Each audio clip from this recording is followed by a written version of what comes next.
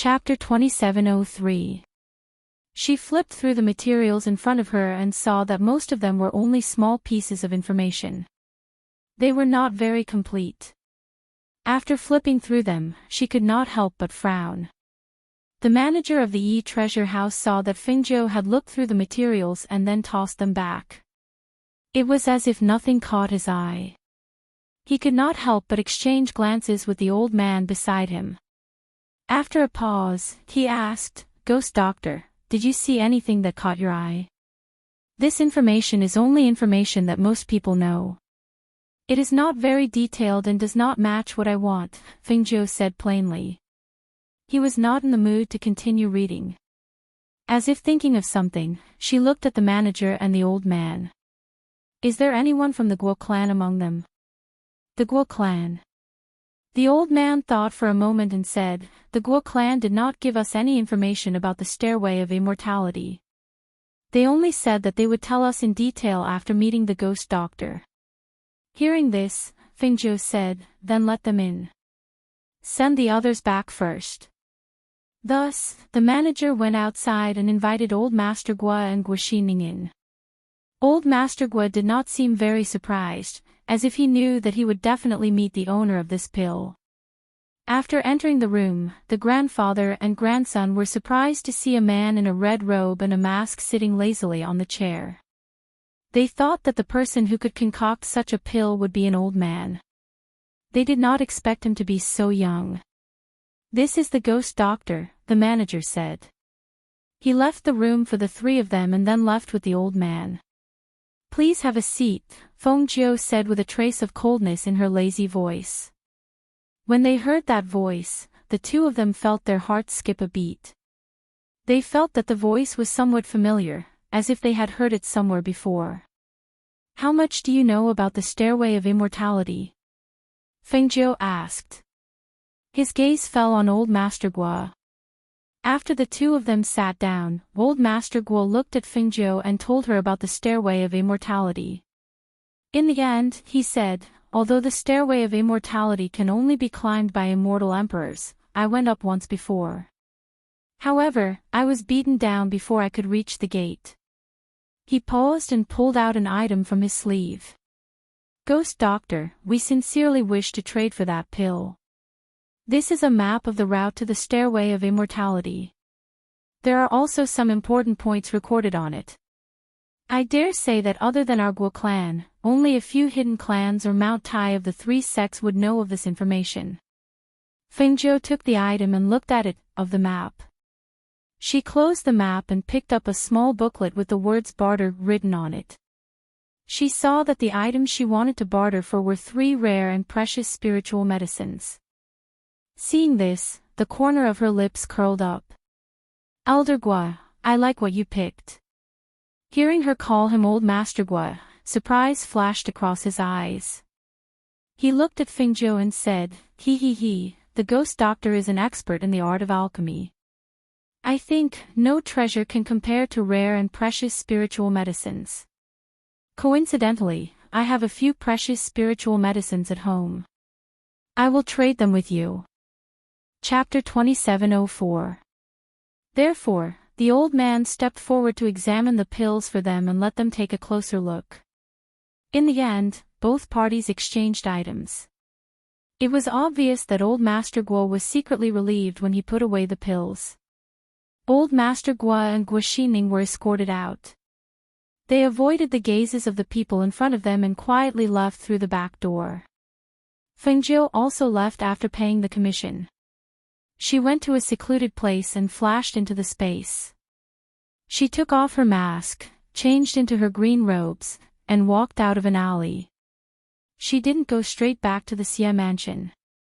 Instead, she found a food stall on the main street and sat down to eat. On another main street, the grandfather and grandson pair strolled slowly as if they were taking a stroll. Guoxining saw that his grandfather's expression was slightly relaxed and he had a smile on his face. He seemed to be in a good mood. Thus, he asked, "Grandfather, that Ghost Doctor in red, did she look like Fengzhou?" Old Master Guo paused for a moment, then continued walking. His old voice carried a hint of contemplation. She did look like her, but that person was an alchemist, and an extremely high-level one at that. Fengzhou's abilities are not weak, so how could he be an alchemist? He walked slowly, his eyes looking forward. But that voice sounded similar, but the aura seemed to have changed. That's why I'm thinking, could it be someone related to Fengzhou? Perhaps, it's someone from his clan. Hearing this, Guoxining's eyes flashed. He didn't say anything else. That's right. His strength was already so powerful, how could he still be an alchemist? If that was the case, then it was too unbelievable. As the grandfather and grandson pair walked, they saw Fengzhou sitting at a food stall at a corner. Seeing him, both of them were surprised. Grandfather, that's Fengzhou. Guoxining looked at the green figure at the stall and said. What a coincidence to meet you here. Old Master Guo stroked his beard and walked up. Young Master Feng, I didn't expect to see you here.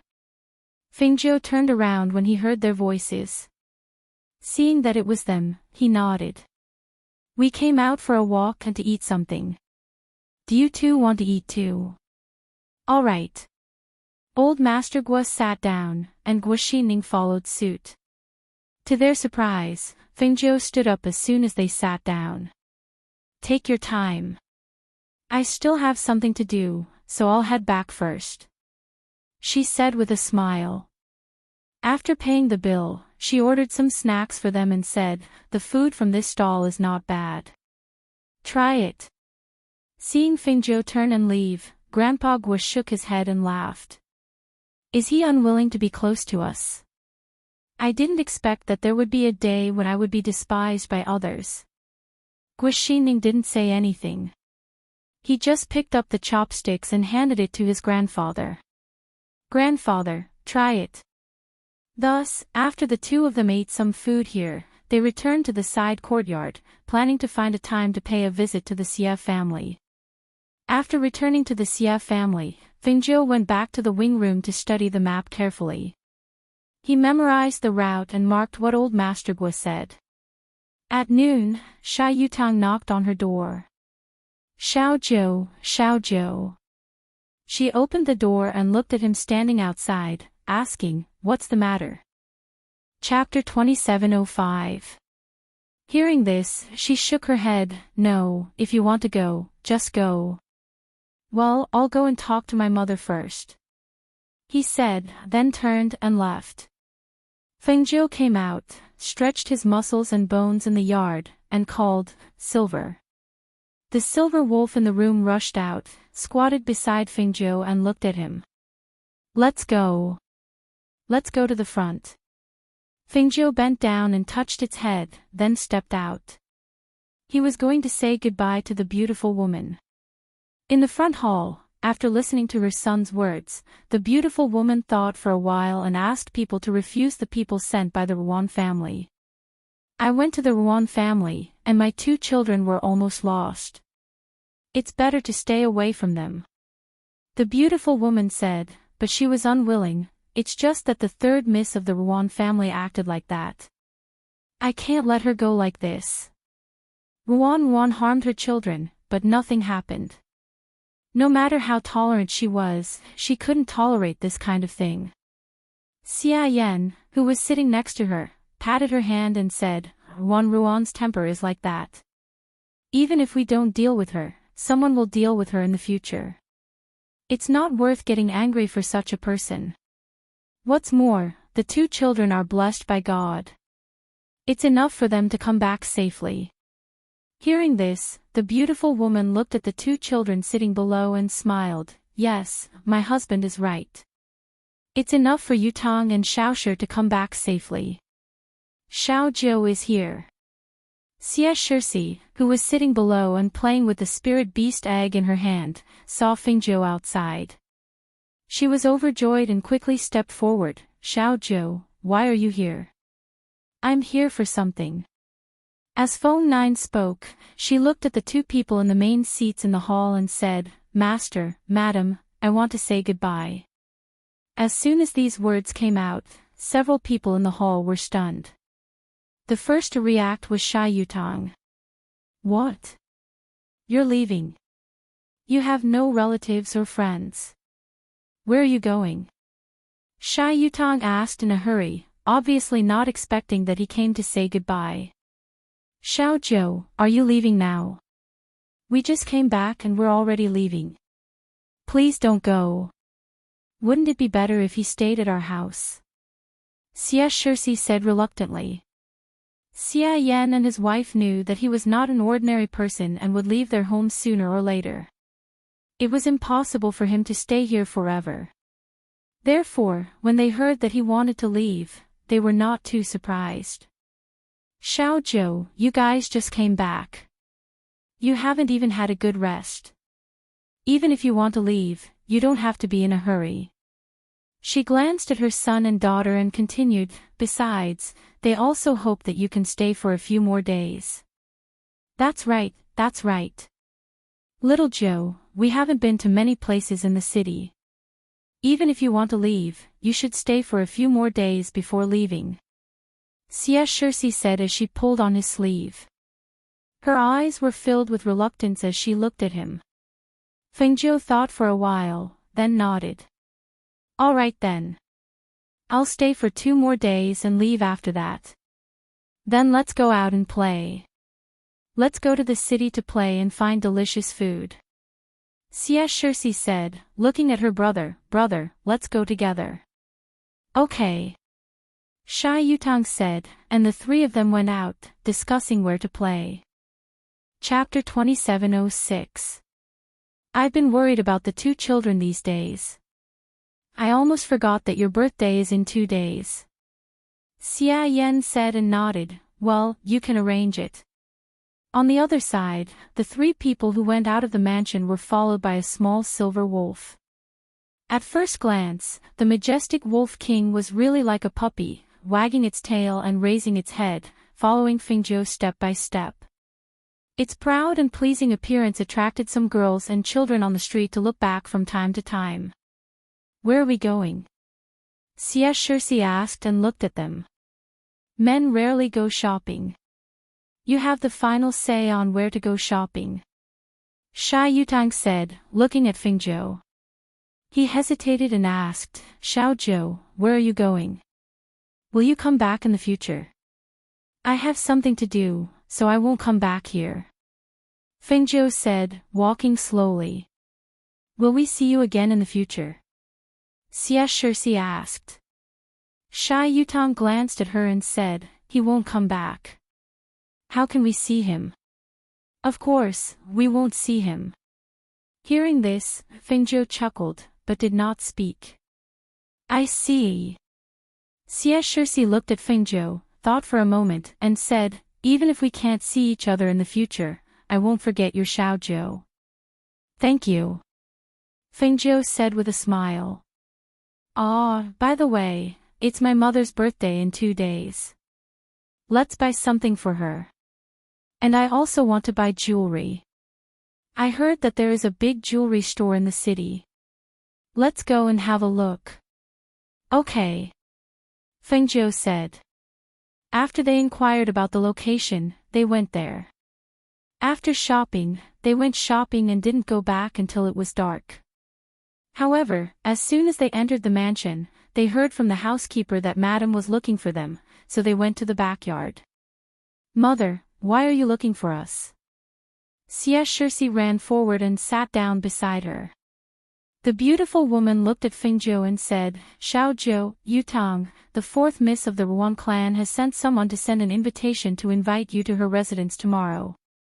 Her gaze carried a trace of astonishment as she looked at the 2. When did you meet this 4th Miss Ruan? Sha Yutang was stunned when he heard this. Miss Ruan. He looked at Fengzhou and didn't remember for a long time. He asked, do we know each other? Fengzhou's eyes moved slightly. That young girl from the bamboo forest, Ruan Ruyun. Oh, it's her. Sha Yutang suddenly understood and said, however, we have no friendship with her. We have only met her once at most. This fourth Miss Ruan is the direct descendant of the Ruan clan with outstanding strength.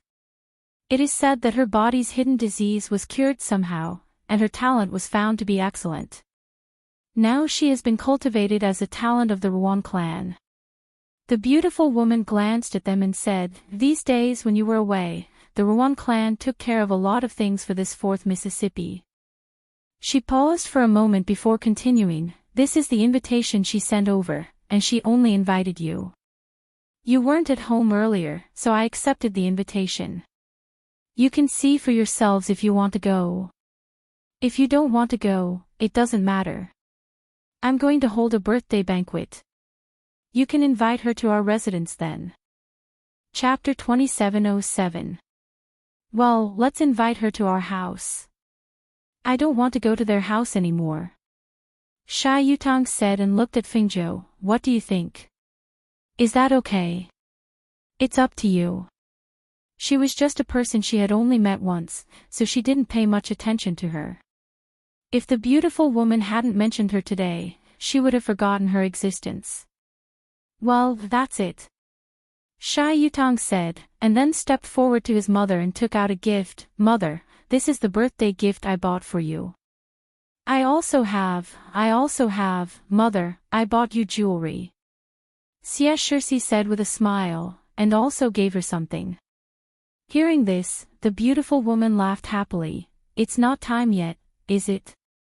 Are you in a hurry to give me a gift?" She took the gift and put it away. "Mother, don't you open it and see if you like it?" Xie Shirsi asked, but she didn't open it. "No matter what you give me, I like it. I'll see it when I go back to my room," the beautiful woman said with a smile and looked at her daughter. "Didn't you say it was jewelry? You can try it in the mirror when you go back to your room. Then I'll go back to my room with you." Xie Shirsi took her hand and said, "I'll go back first," Fengjiu said and left first. Xie Shirsi and Xie Shirsi stayed to accompany the beautiful woman and help prepare for the birthday banquet. 2 days later, in the morning. It was the birthday banquet of the beautiful woman. Early in the morning, the guests came one after another, and the children of the main family also came at the invitation of Sha Yutang. It could be said that most of the people who came today were teenagers. Even if there were, it was only the madams of each mansion who came with their children. The beautiful woman just wanted to have fun and make the children happy, so she invited some familiar people. In addition to 1 or 2 madams of the outer mansion, there were several people of the main family of the Xie family. According to what their mother said, Sha Yutang and Xie Shirsi took on the task of taking care of the guests today, but Fengjiu was nowhere to be seen. As the guests arrived one after another, the 4th young lady of the Ruan family also came. To Sha Yutang's surprise, the 3rd young lady of the Ruan family also came. Looking at the 3rd young lady of the Ruan family, not only Sha Yutang but also Xie Shirsi did not give her a good look. "Brother Xie, it's really you." When Ruan Ruyun saw Sha Yutang, she couldn't help but step forward happily. She came to him like a familiar person and looked at him with a smile. "Brother Xie, where is that brother?" She looked around, but didn't see the cyan figure. Sha Yutang looked at her in amazement. The mark of fear on the face of the girl who scared him in the bamboo forest was gone. Her whole face was as smooth as jade, and her delicate and outstanding facial features made her look very different. However, there was one thing that was not quite the same. The young girl in the bamboo forest had always felt inferior because of her appearance, but today, Ruan Ruyun had swept away the inferiority between her brows in the past and became radiant. Perhaps this was what made him feel very different. After all, if he didn't see it with his own eyes, it was impossible to believe that a person could change so much in just a few days. "Please come in. Xiao Jiu hasn't come out yet," Sha Yutang said and asked his sister to take them in. Chapter 2708. When the Ruan sisters entered, they couldn't hide the curiosity in their eyes. "Why is everything in your family placed together?" Ruan Ruyun looked at the various food and wine placed on the tables in the middle of the garden. She couldn't help but find it strange. Were all banquets like this? Her family didn't seem to be like this. After all, her one family had held 1 or 2 banquets in the past few days, and they had been held for her. This banquet was held for my mother by me, Big Brother, and Xiao Zhou. Isn't it different from before? Xie Shirsi said with a smile. Here, you have to take whatever you want to eat and pour whatever you want to drink. We also have some games to play. Perhaps it was because they had never seen a banquet like this before, but the young girls and youths were very happy. They moved through the garden and chatted. Here, the men and women were not separated. They were all gathered together, so it was much livelier. No matter if it was youths or young girls, because they were more confident in front of the opposite sex, they tried their best to show their most elegant and proper side. Because the Ruan sisters had good looks and the Ruan family was a large family, they were surrounded when they came. Even Xie Shirsi was pushed to the side. When Fengzhou came over, he saw the youths in the garden surrounding the 2 young girls. Their words were full of flattery. Of the 2 young girls, one was Ruan San, and the other, her eyes flashed slightly. The other was Ruan Si, Ruan Yunru. He hadn't seen her for a few days, but she had changed a lot. She was surrounded in the middle and chatted with others. She was like a fish in water. He didn't go over and only walked to a place with fruits. He took a fruit and leaned on the side to eat while watching. Ruan Yunru, who was chatting with others, found him and walked over in pleasant surprise. So you were here. I was looking for you. She went forward and saw the youth in front of her was still wearing ordinary green clothes. She thought of the news she had heard and her heart couldn't help but tremble. It seemed that he was the chief steward of the Xie Manor. Such a young chief steward, and he knew how to treat her face. He also knew about her body. Big Brother Xiaozhou, my face is better. Thank you. She smiled and squinted her eyes to express her thanks. What Big Brother Xiaozhou? How can a servant be worthy of you calling him brother? Don't break the rules for no reason. Ruan San walked over and lightly snorted as he swept a glance at Fengzhou. Since you're here, then have fun. As Fengzhou spoke, he turned around and walked out, not bothering to argue with Ruan San. Third elder sister, I'll be right back. Ruan Ruyun said and caught up with Fengzhou. Fengzhou went to the kitchen and had someone deliver a few dishes and wine before returning to the courtyard. Ruan Si followed and looked around. When she came to the courtyard, she looked around and asked in surprise, Brother Xiaozhou lives here? This was clearly not a servant's courtyard. Why are you following me? Fengzhou raised his eyebrows and looked at her. Yes. She nodded and looked at him to say, Brother Xiaozhou, I heard that you are the chief steward here. Our Ruan family's clan head said that you are a capable person. It's too much of an injustice for you to be a chief steward in a branch of the Xie family. If you want, you can come to our Ruan family. The clan head said that you can be a guest of our Ruan family. The treatment will definitely be better than here. Chapter 2709. Ruan Ruyun looked at him. She did not know what he meant. Did he agree? Or not? Thus, she lowered her eyes and played with the corner of her beautiful dress. Brother Little Joe, I was brought out from the bamboo courtyard. The people in the clan are very good to me now. The clan leader even said that the resources given to me must be the best. Now, the courtyard that I live in often has people coming to see me, talk to me, and even give me gifts. I know. If it wasn't for Brother Xiaozhou, I would still be in the bamboo forest right now. As she spoke, she seemed to remember something. She looked up at Fengzhou and said, Brother Xiaozhou, my master was killed by the old ancestor. Just 2 nights ago, the old ancestor and the clan leader used some unknown method to kill my master. As she spoke, she lowered her head again. No one outside knows about this, and no one leaked any information.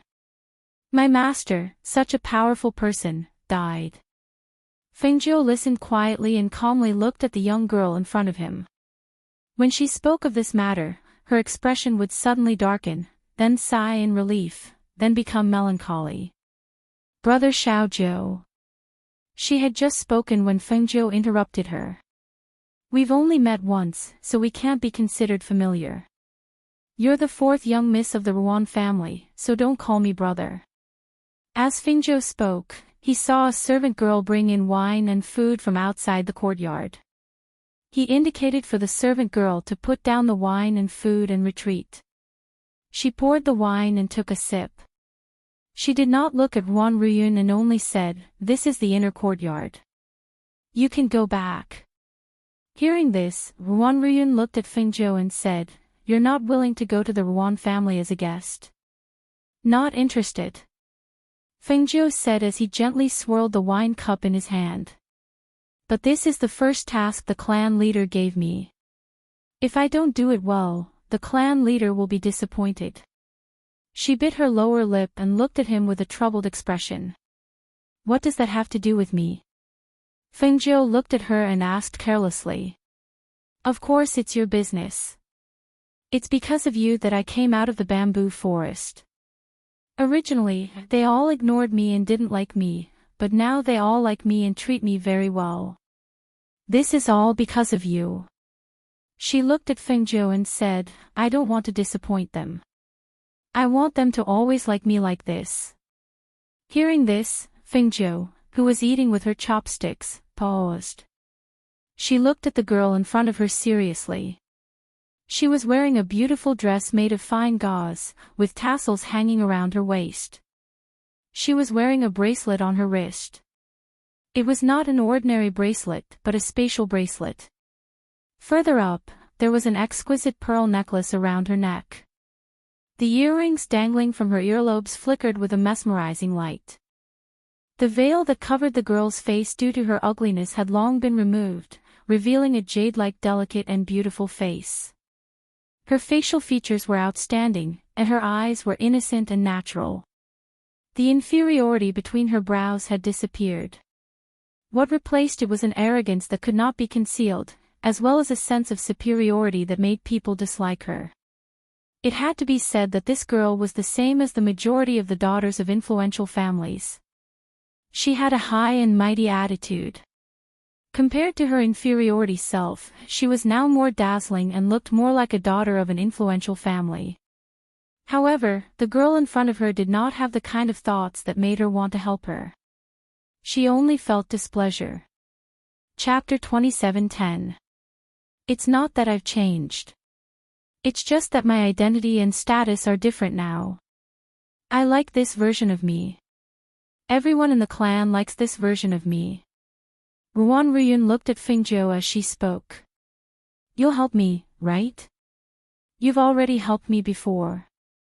You can help me again. Fengjiu shook his head. I can't help you, and I don't want to help you.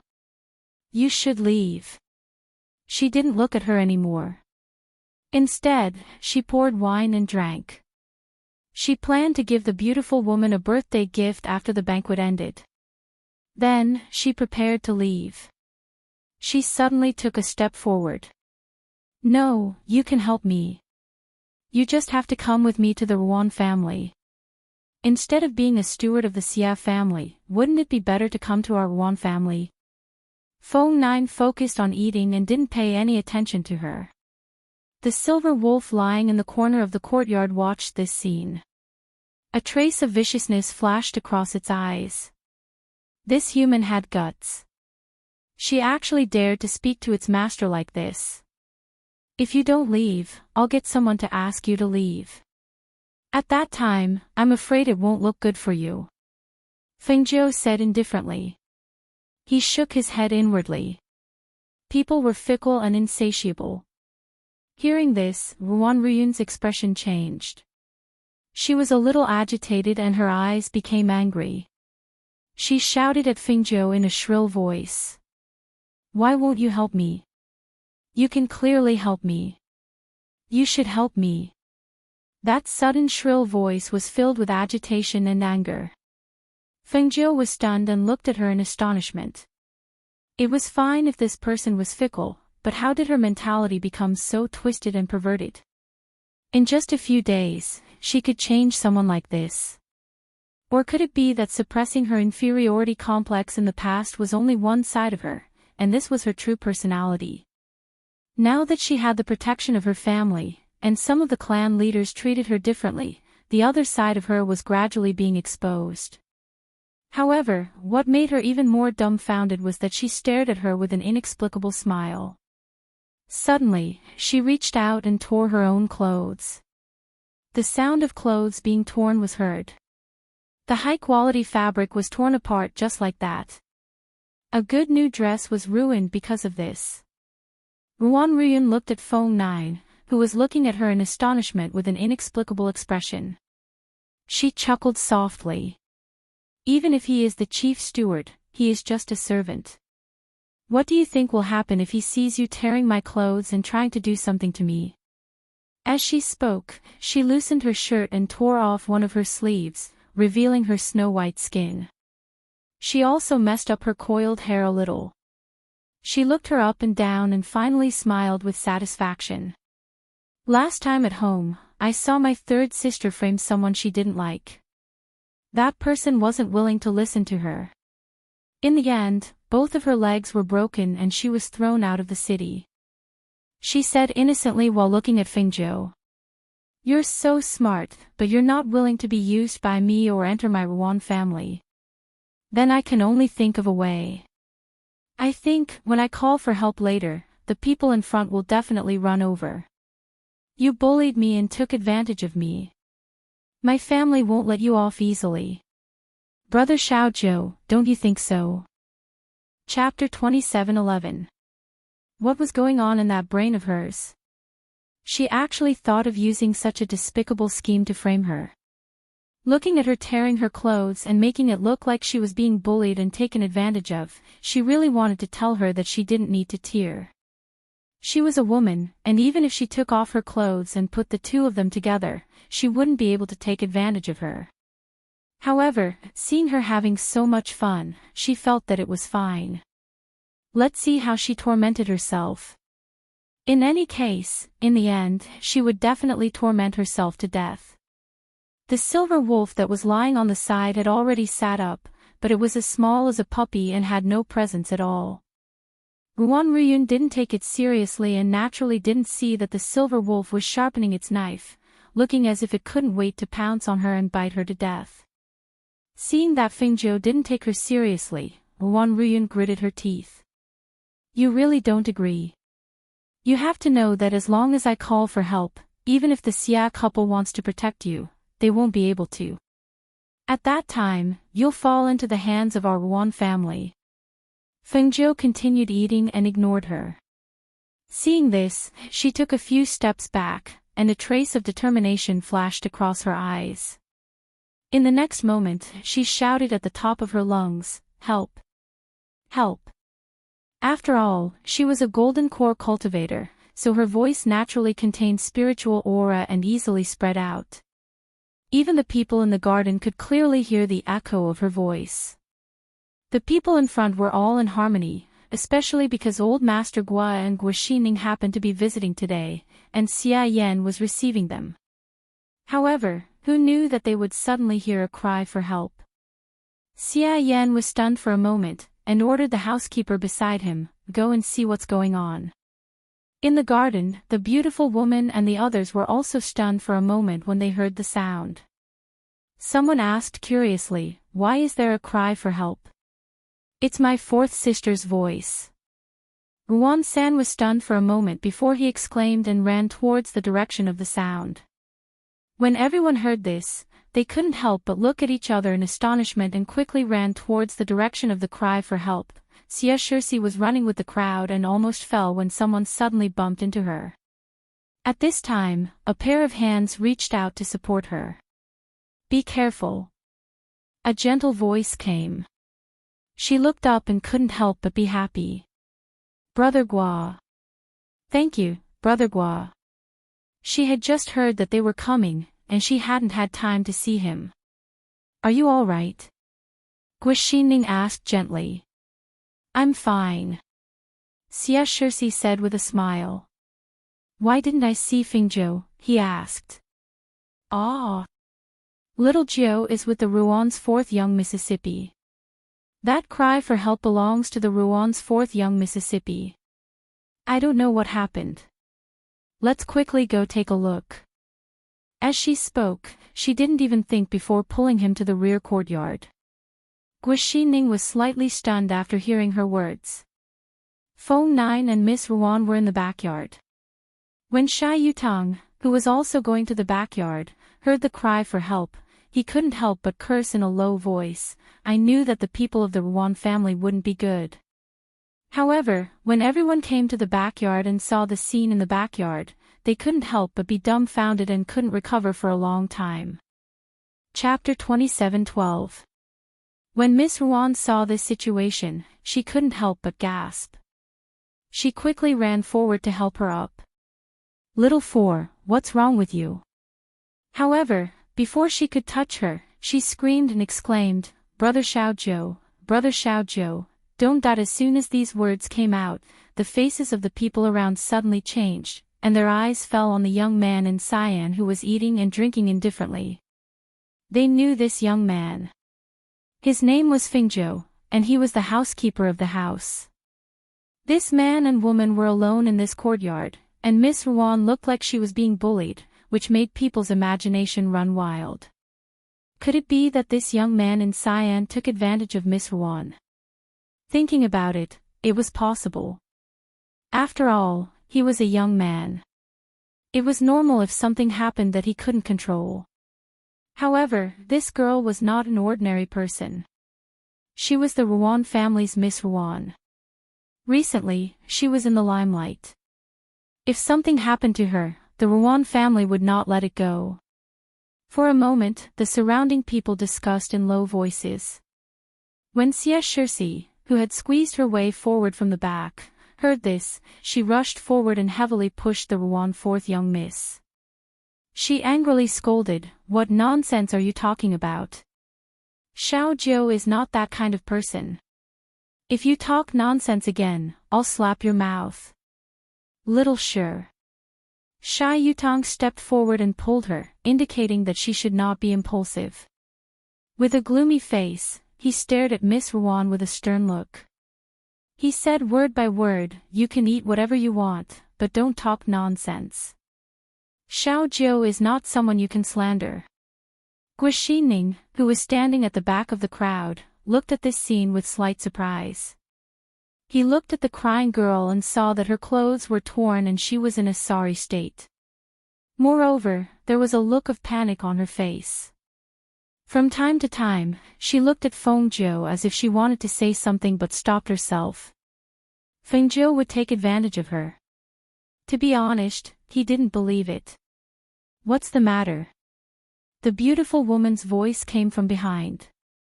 Everyone turned around and saw that she had arrived with a few other women, so they all opened up a path for her. "Mother, that Ruan Si is slandering Xiao Jiu for bullying him." Xia Shirsi quickly ran to her side and said angrily. At this moment, she saw that everyone was crowding around the courtyard, and many pairs of eyes were looking at her from time to time. She put down her chopsticks and called for a maidservant to take the dishes away, leaving only the wine. Then, she looked at the beautiful woman. "I was drinking here, and this fourth Miss Ruan was tearing her clothes and screaming for help." The corners of Fengzhou's lips curled up, and he explained the situation in a few words. "Nonsense. My fourth sister is a girl, how could she do such a thing to slander you? Clearly, you were the one who wanted to do something to her." Ruan San said angrily. She stared at Fengzhou with her beautiful eyes and said, "You even dare to touch my Ruan family's people. Today, I will dig out your eyes and let you have eyes but fail to recognize people." Hearing this, Fengzhou raised his eyebrows, and a trace of coldness flashed in his deep eyes. He glanced at Ruan Si with a faint smile and said, "Fourth Miss Ruan, don't cry. Tell me, what did I do to you?"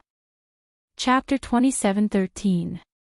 Fourth Miss Ruan, we're not very familiar with each other. I don't dare to assume that you're calling me brother. Fengjiu said casually. Looking at her slightly changed expression, he smiled and asked, I'm curious. How did I scare you?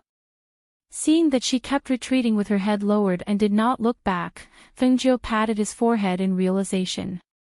Oh, right. You should be stalling for time now. I think that the person secretly protecting you should have already gone back to report, right? It won't be long before the Ruan family comes knocking. Hearing this, the surrounding people's expressions were indescribable. No one knew what they were thinking. When the beautiful woman saw this, she arranged for everyone to leave first. Clearly, she did not wish for the matter to become too big and ugly. After all, it was the Xia family. The host had already apologized and asked them to leave first, so everyone left first. However, they did not go far. Instead, after exiting the Xia family's main door, they found a place not far from here to sit idly. They felt that today's matter would not be settled so easily. After all, the Ruan family would not let it go so easily. Indeed, not long after, the Ruan family came knocking. However, before they could enter the Xia family's main door, over 10 people walked out. Father. Ruan-san saw that the person who came was her father and could not help but call out happily. Ruan-si, who had been weeping softly with her head lowered, heard the voice and looked up. She could not help but quickly walk forward. Father. She sobbed softly and threw herself into her father's arms. All right, it's fine now. Go to the side. Father will seek justice for you. The Ruan family head said in a deep voice. His sharp gaze swept across the crowd and landed on Fengjiu to size him up. Then, he looked at the beautiful woman who walked out from behind. How does Madame Xia plan to give us an explanation? He did not ask Fengjiu but directly asked the mistress of the Xia family. Ruan family head, there must be a misunderstanding. Xiao Jiu is not that kind of person. The beautiful woman said gently and walked to Fengjiu's side. Misunderstanding. Humph. He snorted heavily. Could it be that my daughter is slandering you? He's just a servant. My daughter's body is priceless. Would she do something that would ruin her reputation for the sake of slandering a servant? Xia Yan, who was originally entertaining the old master of the Ruan family, heard that someone from the Ruan family had come and also came out.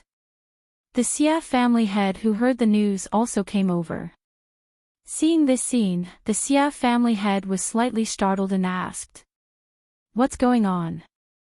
Since the Ruan family head, why don't you come in and have a cup of tea? Your Xia family's tea isn't that good. How do you think this matter? How do you think this matter? How do you think a servant should this matter? How? How? How? To standing. Him. Tea.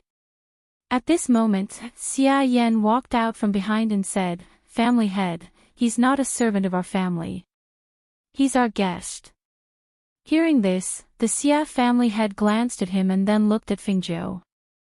This happened because of you. Don't you think you should say something? Chapter 27:14. She stood up and looked at the Ruan clan head. How does the Ruan clan head intend to deal with this? The Ruan clan head looked at the youth in front of him and recalled what his fourth daughter had told him. It was because of this youth that they realized that their neglected and forgotten daughter had such a physique, and that her strength and talent were higher than those of her age in the clan. This youth saw through things that even they couldn't see through. Thinking of this, he took a deep breath and calmed his churning emotions. He looked at Fengjiu and said, You offended my daughter. First, I'll gouge out your eyes and chop off your hands. Second, from today onwards you'll become a slave of the Ruan clan. When these words were spoken, although the surrounding people were shocked, they felt that it was reasonable. For a mere foundational cultivator without a silhouette to offend a powerhouse's family, it was normal for him to be killed. After all, the power of a powerhouse was not to be offended. Not to mention gouging out his eyes and chopping off his hands, even if he was chopped into pieces, nobody would say anything. After all, a weakling was already a weakling. No one would stand up for a weakling. Compared to having his eyes gouged out and hands chopped off, becoming a slave would save his life. However, he would have to be a slave for the rest of his life and be beaten and scolded by them. Old Master Gua, who was standing behind the Xia clan, was stunned when he heard the Ruan clan head's words. Then, he shook his head and laughed. Beside him, Gua Xining saw this and asked in a low voice, "Grandfather, what do you think they mean by this?" "I don't know what they mean, but I know that the Ruan clan is out of luck." Old Master Gua also replied in a low voice. Of all the people the Ruan clan could have offended, why did they have to offend that pervert? Did they really think that ordinary and honest-looking youth in green was a pushover that could be trampled on? They really didn't know why the Ruan clan wanted to offend him. Hearing this, the Xia clan couple looked at each other. Slave. Others didn't know, but they did. Their son had told them how he met the fourth miss of the Ruan clan. From what happened today, the Ruan clan probably had their eyes on Fingzhou. However, they had no idea what kind of person Fingzhou was. Otherwise, he wouldn't have done such a thing so suddenly. Although they didn't know Fingzhou very well, they knew that the Ruan family didn't have good intentions towards him. They guessed that he wouldn't be merciful to the Ruan family. He was someone who could make a divine beast submit to him, and someone who could make old Master Xia visit him personally. They didn't think that the Ruan family could withstand his anger. Fourth young Mistress Ruan, who was hiding beside the third young Mistress Ruan, listened to her father's words. Her lowered eyelashes trembled slightly, and her body shrunk imperceptibly. She did not dare to raise her head and only kept it lowered. A soft laugh broke the strange atmosphere. Fingzhou smiled, but there was no smile in her clear eyes. There was only playfulness and coldness. Offend? Speaking of which, how could I forget the word offend? The consequences of offending a strong person isn't something that ordinary people can bear. It's good that you know. Old Master Ruan said. He stood with his hands behind his back and stared at Fingzhou. So, do you want to have your eyes gouged out and your hands chopped off? Or become a slave? Chapter 27:15. Seeing that Ruan family head narrowed his eyes and did not speak, Fingzhou chuckled. Suddenly, he flicked his finger and a stream of air hit Ruan Si. She cried out in pain. Following her cry, she opened her mouth slightly and a pill was flicked into her mouth by Fingzhou. What did you give her to eat? Ruan family head glared angrily at Fingzhou. He could not believe that this youth was so daring. He dared to do such a thing here in front of them. Cough cough. Ruan Si coughed and bent over, trying to spit out the pill she had swallowed. Don't worry, it's not poison. Fingzhou smiled and ignored Ruan family head who was glaring at him. Instead, he looked at Ruan Si and asked, Fourth Miss Ruan, did I bully you? Take advantage of you? Hearing Fingzhou's sudden question, the surrounding people were slightly surprised and looked at the two of them.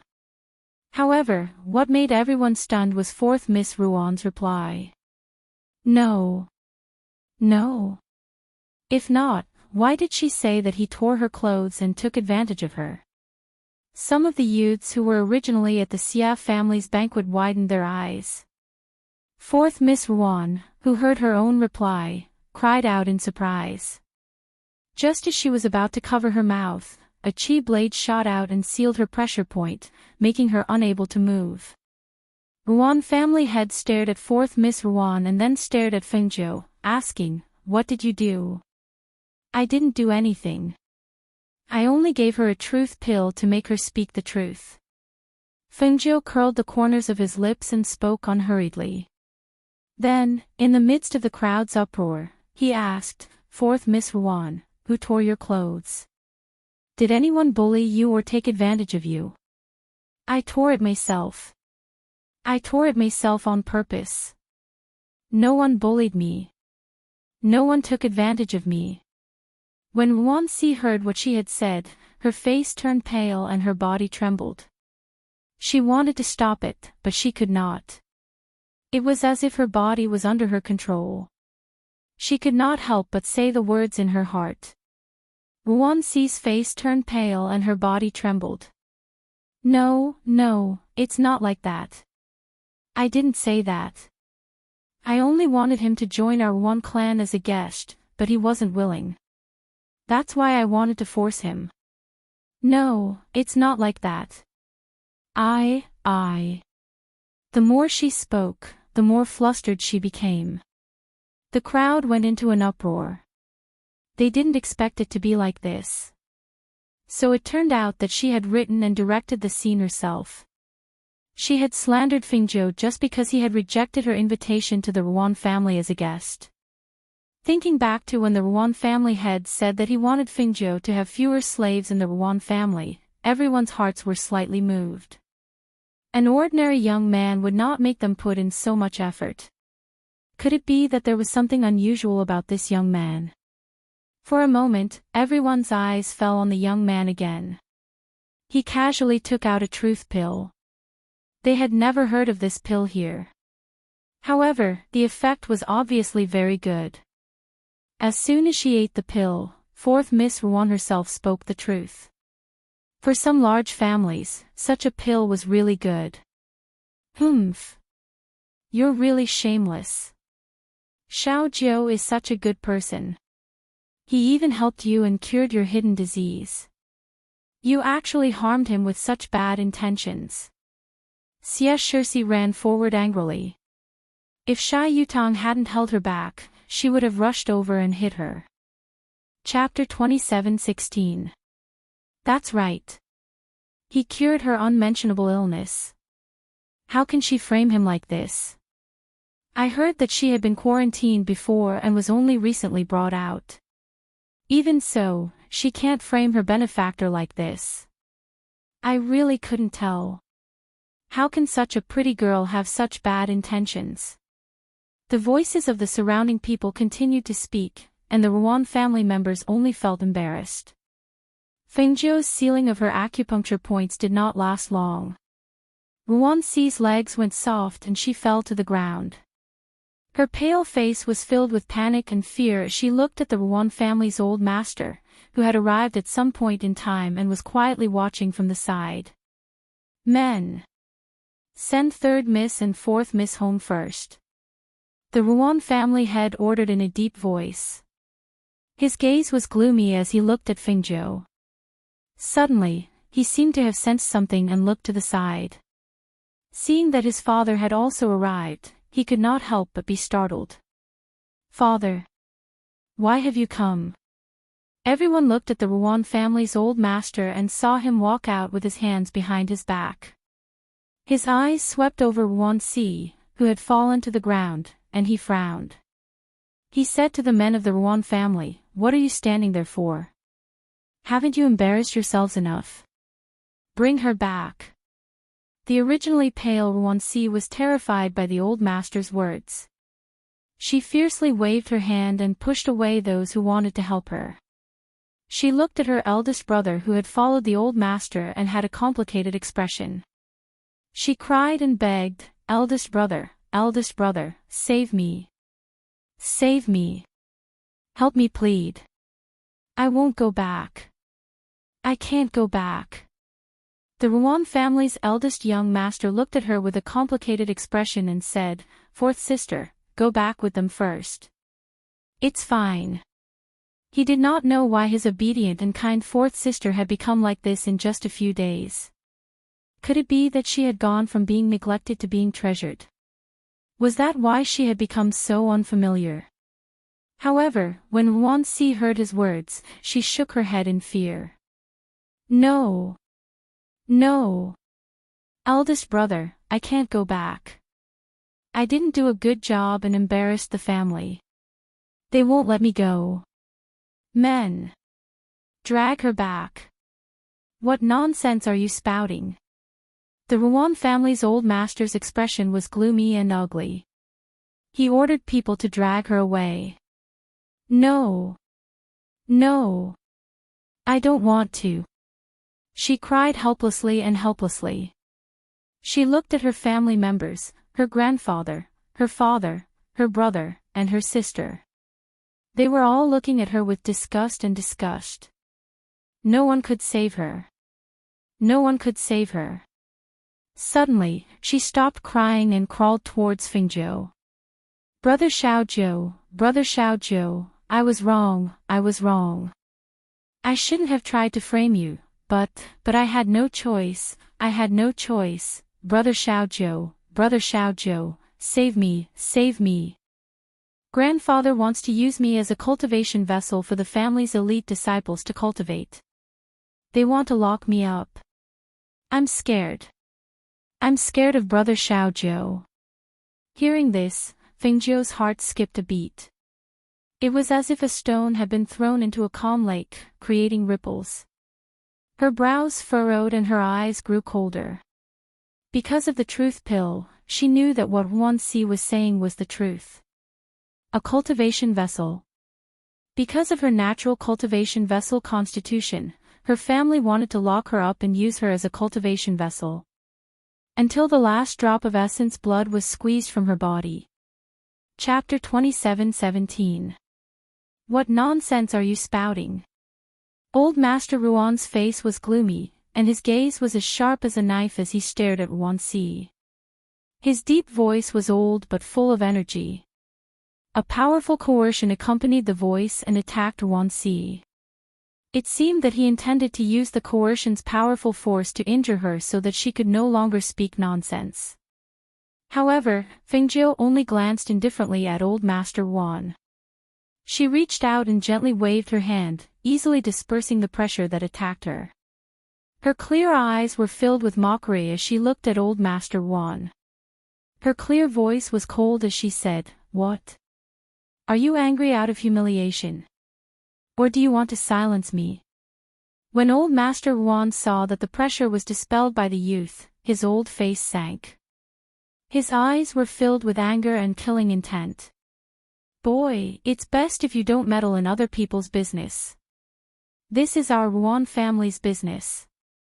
His voice paused. His sharp gaze stared at his granddaughter who was hugging the youth's leg and hiding beside him. A cold light flashed through his eyes. "As a disciple of the Ruan family, you should be killed for ruining the family's reputation." When Old Master Huan heard Huan Si's words, his eyes flashed and his expression was stunned. It was as if he did not expect her to know about this matter. Actually, his father had told him about this matter. Huan Si was a woman and had that kind of constitution.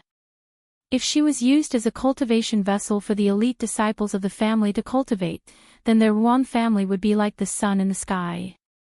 From his point of view, his daughter was only used for marriage alliances. In the future, she would be married into another family.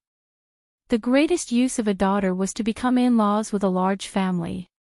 Even the three women who grew up by his side could only be reduced to tools for marriage alliances in the future, not to mention the fourth daughter who had been raised in the bamboo forest all this time and had little contact with her. Thus, when his father mentioned this matter, they had already made a decision after analyzing the benefits. However, he did not expect her to know of their plan and say it in front of so many people. For a moment, seeing the disbelieving gazes of his son and daughter, he felt somewhat angry. As a woman with that kind of constitution, being able to contribute to the family was already enough to display her greatest value. Sacrificing her in exchange for their Huan family having as many strong people as trees in the forest, what was wrong with that? "Men!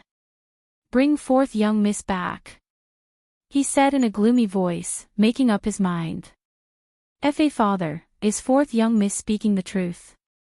Young Master Huan was extremely shocked. Even his voice was trembling.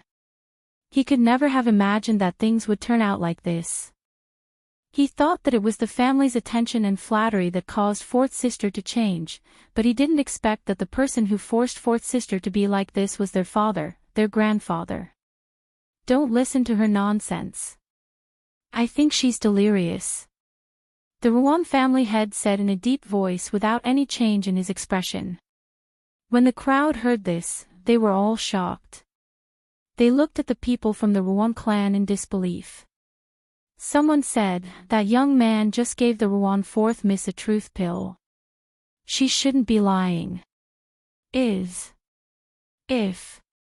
Chapter 27:18. Then it's not strange. That kind of constitution is hard to come by in 100 years. Anyone would go crazy for it.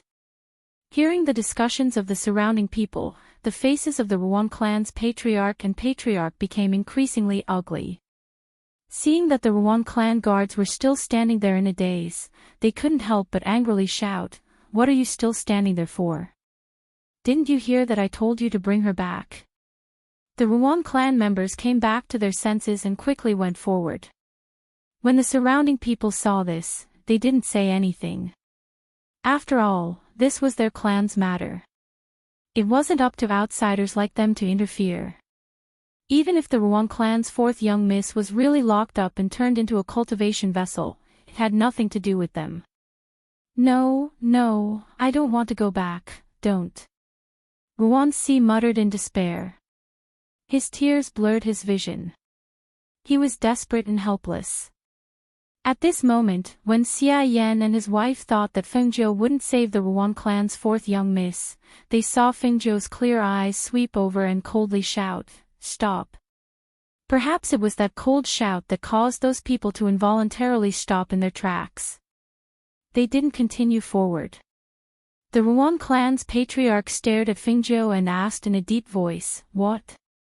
Do you still want to interfere with our Rouen clan's matters?" The corner of Feng Zhou's lips curled up slightly. Looking at the Rouen clan's patriarch, he said, "Rouen clan's patriarch, people of noble status often forget things. Could it be that you've forgotten that she just slandered me and you want to take her away just like that? You're thinking too simply. A mere foundation establishment cultivator. Even if I kill you, it's not too much.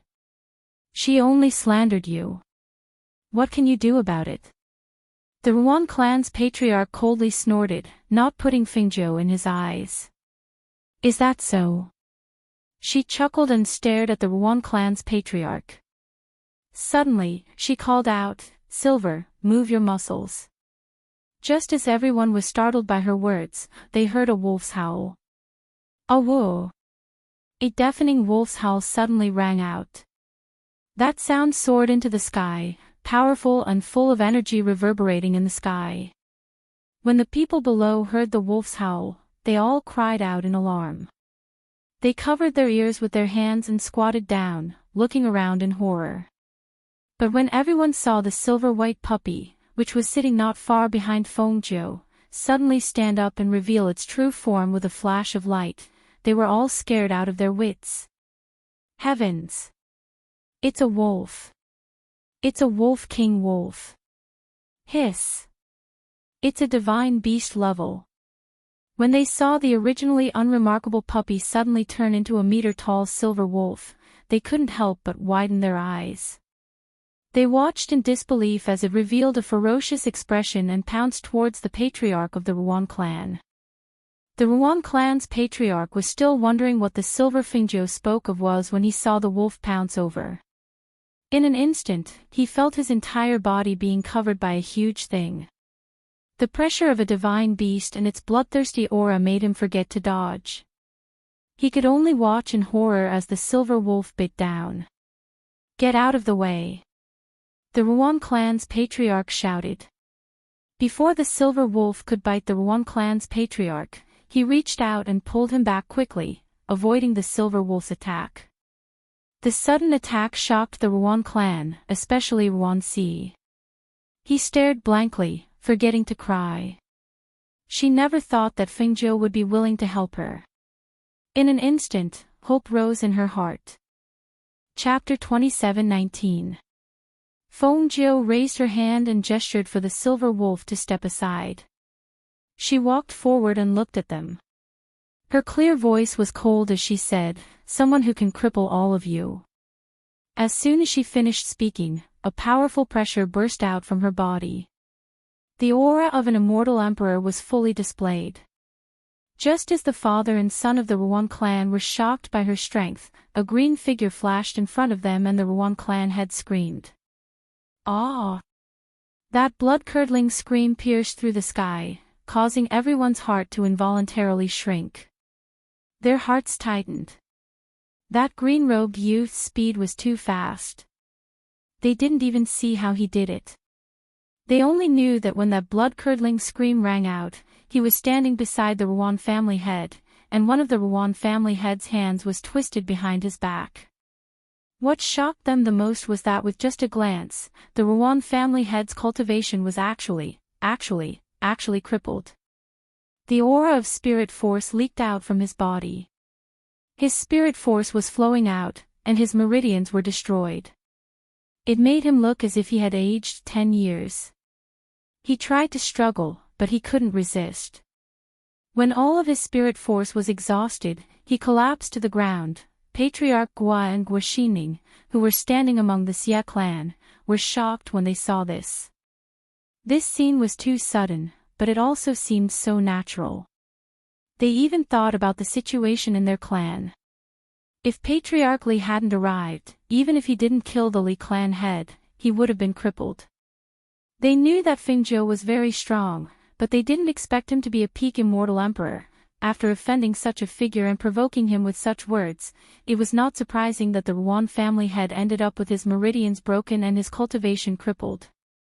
However, they were still unable to calm down after witnessing this scene. Witnessing the family head of a large family being beaten down from a high and mighty expert to a mere mortal, and witnessing a powerhouse being turned into a cripple in an instant. This was Fengjiu's method. This was Fengjiu's strength.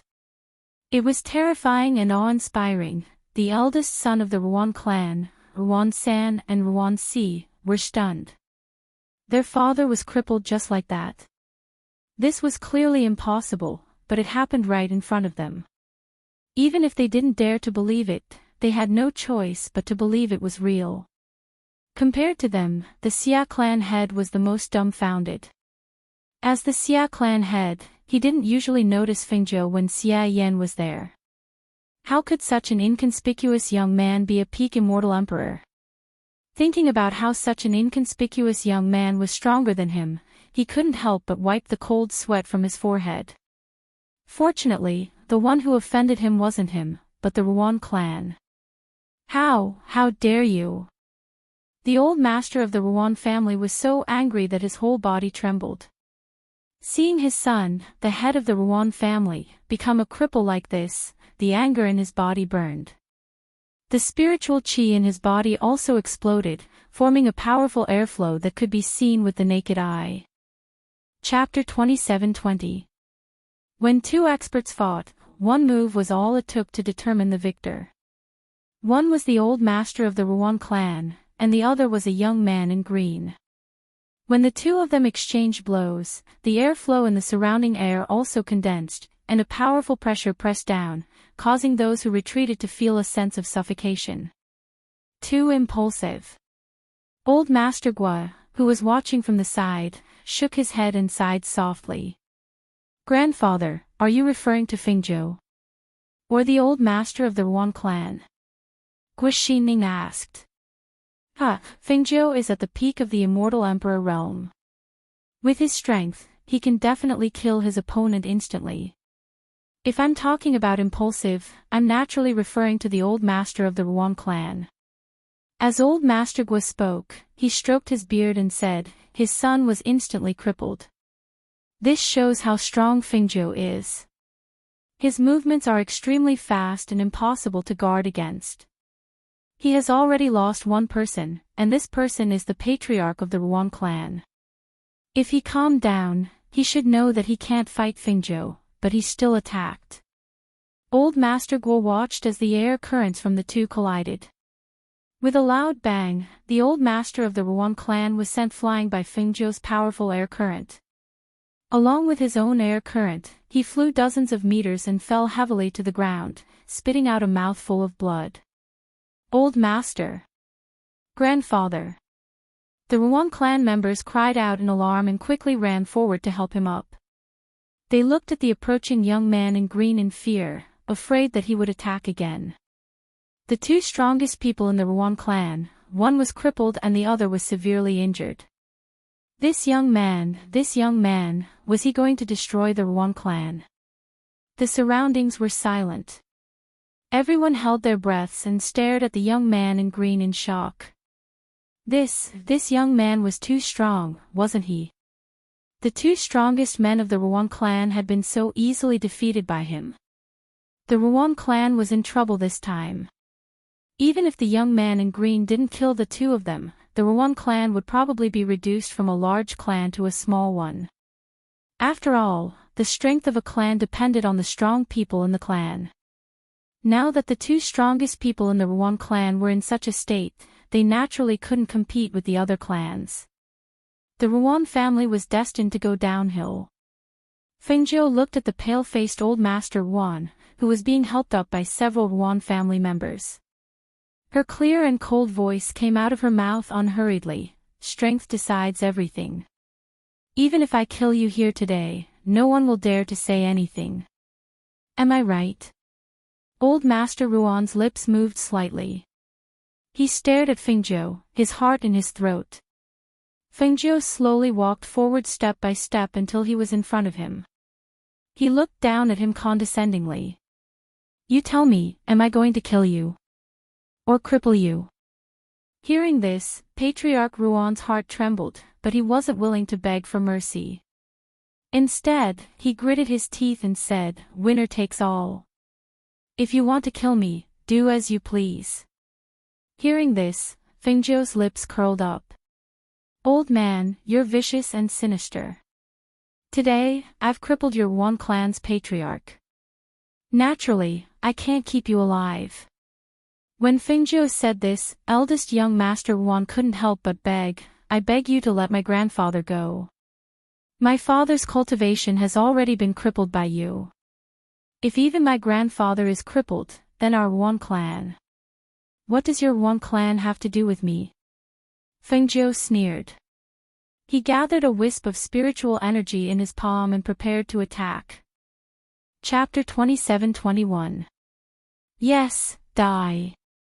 This old man will drag you down with me. Old Master Ruan fiercely charged forward. His spiritual energy surged as if he wanted to perish together with Fengzhou. However, just as he leapt towards Fengzhou's hand was already clasped around his hand. Her other hand covered his head, dispersing his cultivation and crippling his meridians. After all, he was an old man. When he had his strength, he seemed to be full of energy. However, when his spiritual energy was crippled, his entire person aged at a speed visible to the naked eye. His face that was 50 or 60 years old became 70 or 80 years old. His waist bent and his body became thinner. His legs trembled. Only when Fengzhou withdrew her hand did he tremble and fall to the ground. When the Ruan family saw this scene, they didn't know what to say. They stared blankly, shocked and in disbelief. Compared to killing you, I think crippling your cultivation will make you suffer a fate worse than death. Fengzhou's voice faintly sounded. She looked at the two people on the ground and slightly curled her lips. She slowly turned and walked towards the beautiful woman. Madam, I have to go. Thank you for taking care of me during this time. She spoke slowly and took out a box from her space. She handed it to the beautiful woman. This is a beauty pill that I refined. It's for Madam's birthday. As long as you take this pill, it will ensure that Madam's youthful appearance will never change. Hearing this, the beautiful woman was surprised and happy. She walked forward and reached out to take it. She opened it and carefully put it away. Thank you. Fengzhou glanced at the Xia siblings, who were reluctant to part with them. She smiled and took out another bottle. This bottle is for the two of them. Madam, please keep it for me. When the beautiful woman heard this, she looked at Fengzhou and nodded. Okay. She looked at her children and signaled for them to come forward and thank her. Xiao Zhou. Xia Shirsi was a little sad. After spending so much time together, she couldn't bear for him to leave. I thought I would become very strong, Xia Yutang said, looking at Fengzhou and saying seriously, I will definitely become very strong. Hearing this, Fengzhou nodded and patted their shoulders. Work hard in your cultivation and take care of yourselves. As soon as she finished speaking, she took the feather from her waist and threw it out. As the feather grew bigger, she looked at the silver wolf. The silver wolf seemed to have sensed something. It shrunk from its huge size to the size of a puppy and jumped into her arms.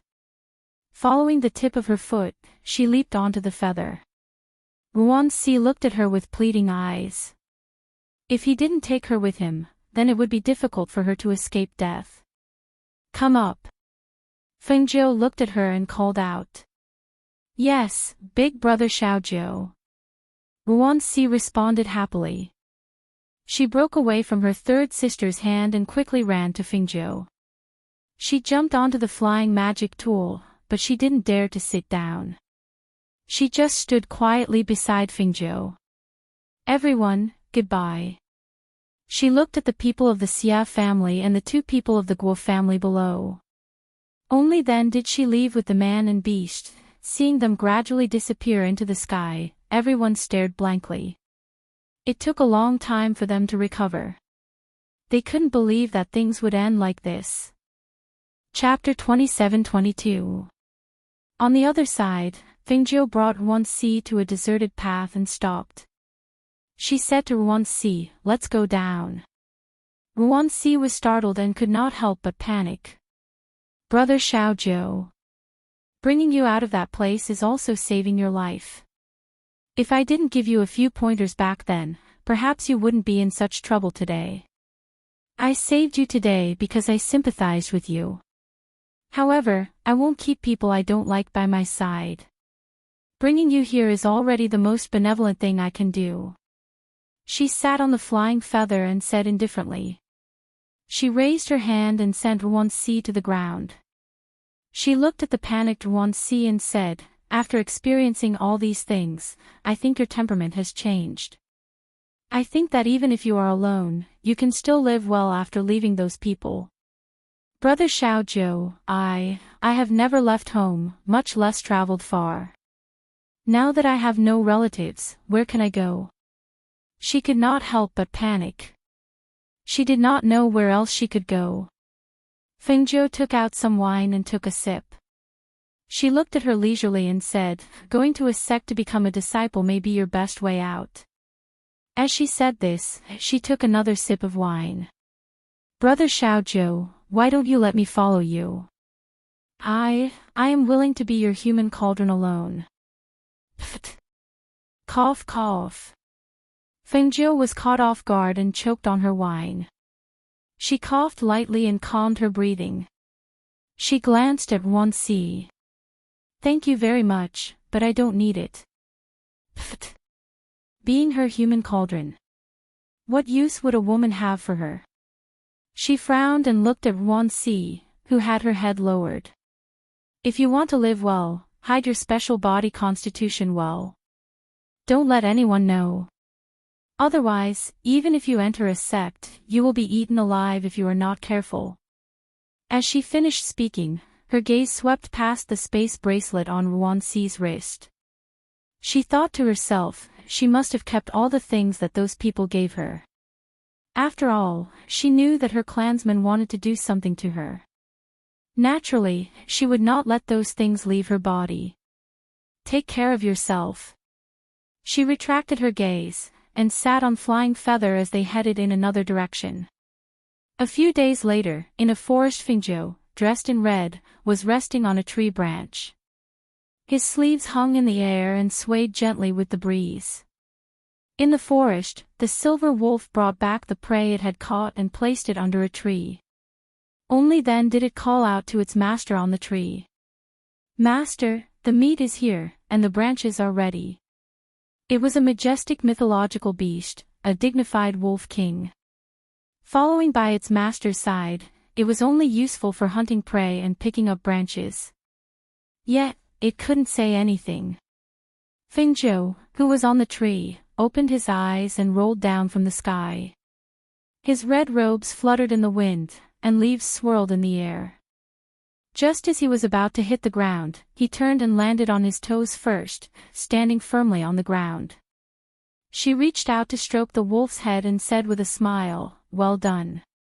She carried the prey to the water source, and after a simple treatment, she took it back and roasted it. As the fire burned, crackling sounds could be heard from the branches.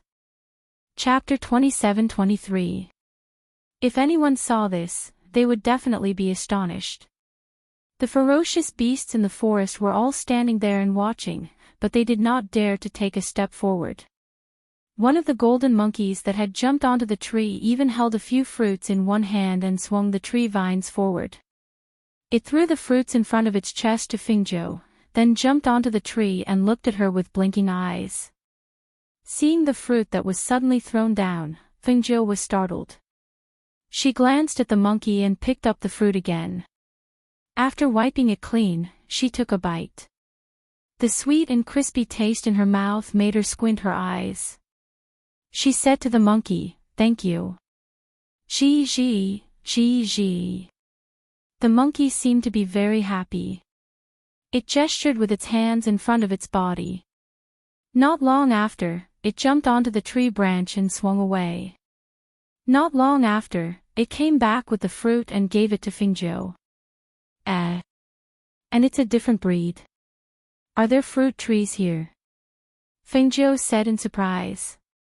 She looked at the golden monkey that was squatting at the side.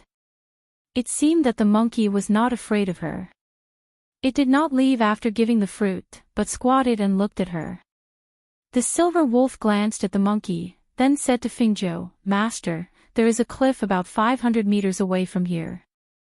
There are some wild fruits growing halfway up the cliff.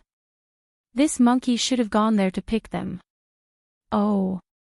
Fingzhou nodded and placed the fruit in front of her. She said, "These fruits are quite delicious." She said to the monkey, "Go and pick some more. I'll reward you with a pill." When the monkey heard this, it squeaked and ran off not long after. It jumped on the tree branch and squeaked. Gradually, it seemed that there were more monkeys in the forest. Fingzhou smiled. She took out some spices and sprinkled them on the roasted meat. She used a small knife to cut a piece to taste and then cut another piece for Lang Lang. When she was eating the roasted meat, the golden monkey came back. What was different was that this time, it was followed by dozens of monkeys. Each of them was holding fresh fruits in their arms. Fingzhou was a little surprised to see the monkeys line up and put down the fresh fruits. They walked past her in an orderly manner and jumped onto the tree to squat. Finally, a few stronger monkeys carried a large vat and put it down in front of her. The golden monkey jumped up and down while squeaking. It pointed at the large vat and then looked at Fingzhou expectantly. Looking at this scene, her heart skipped a beat. This couldn't be. She stood up and opened the lid of the large vat. She smelled a rich wine fragrance drifting out. Smelling the rich wine fragrance, she couldn't help but take a deep breath, inhaling the wine fragrance into her body. What a fragrant monkey wine! Her eyes shone with surprise and a smile bloomed on her face. She took out a small wine cup from her space and scooped up a cup to taste it slowly. The rich spiritual power in her mouth accompanied by the extremely mellow wine fragrance spread on the tip of her tongue. As she swallowed that mouthful of wine, a burning sensation ignited in her body. As expected of the best quality monkey wine. She chuckled and looked at the golden monkey. She said, "I originally only wanted to give you an ordinary pill, but since you brought such a good monkey wine, I naturally have to give you a decent return gift." Chapter 27-24. It was a brown pill the size of a thumb. Seeing this, the monkey quickly took it and stuffed it into its mouth as if it was afraid it would be snatched away. Fengzhou just chuckled and waved his hand, collecting the monkey wine into his space. The wine brewed by monkeys was a good thing that couldn't be bought outside. This big jar of monkey wine couldn't be brewed without many years. Grandfather liked wine, so if he saw this monkey wine, he would be very happy. After the monkey got the pill and swallowed it, it quickly left, as if it was going back to its cave. The group of little monkeys also disappeared behind it. After eating in the forest, the woman and the beast got up and left.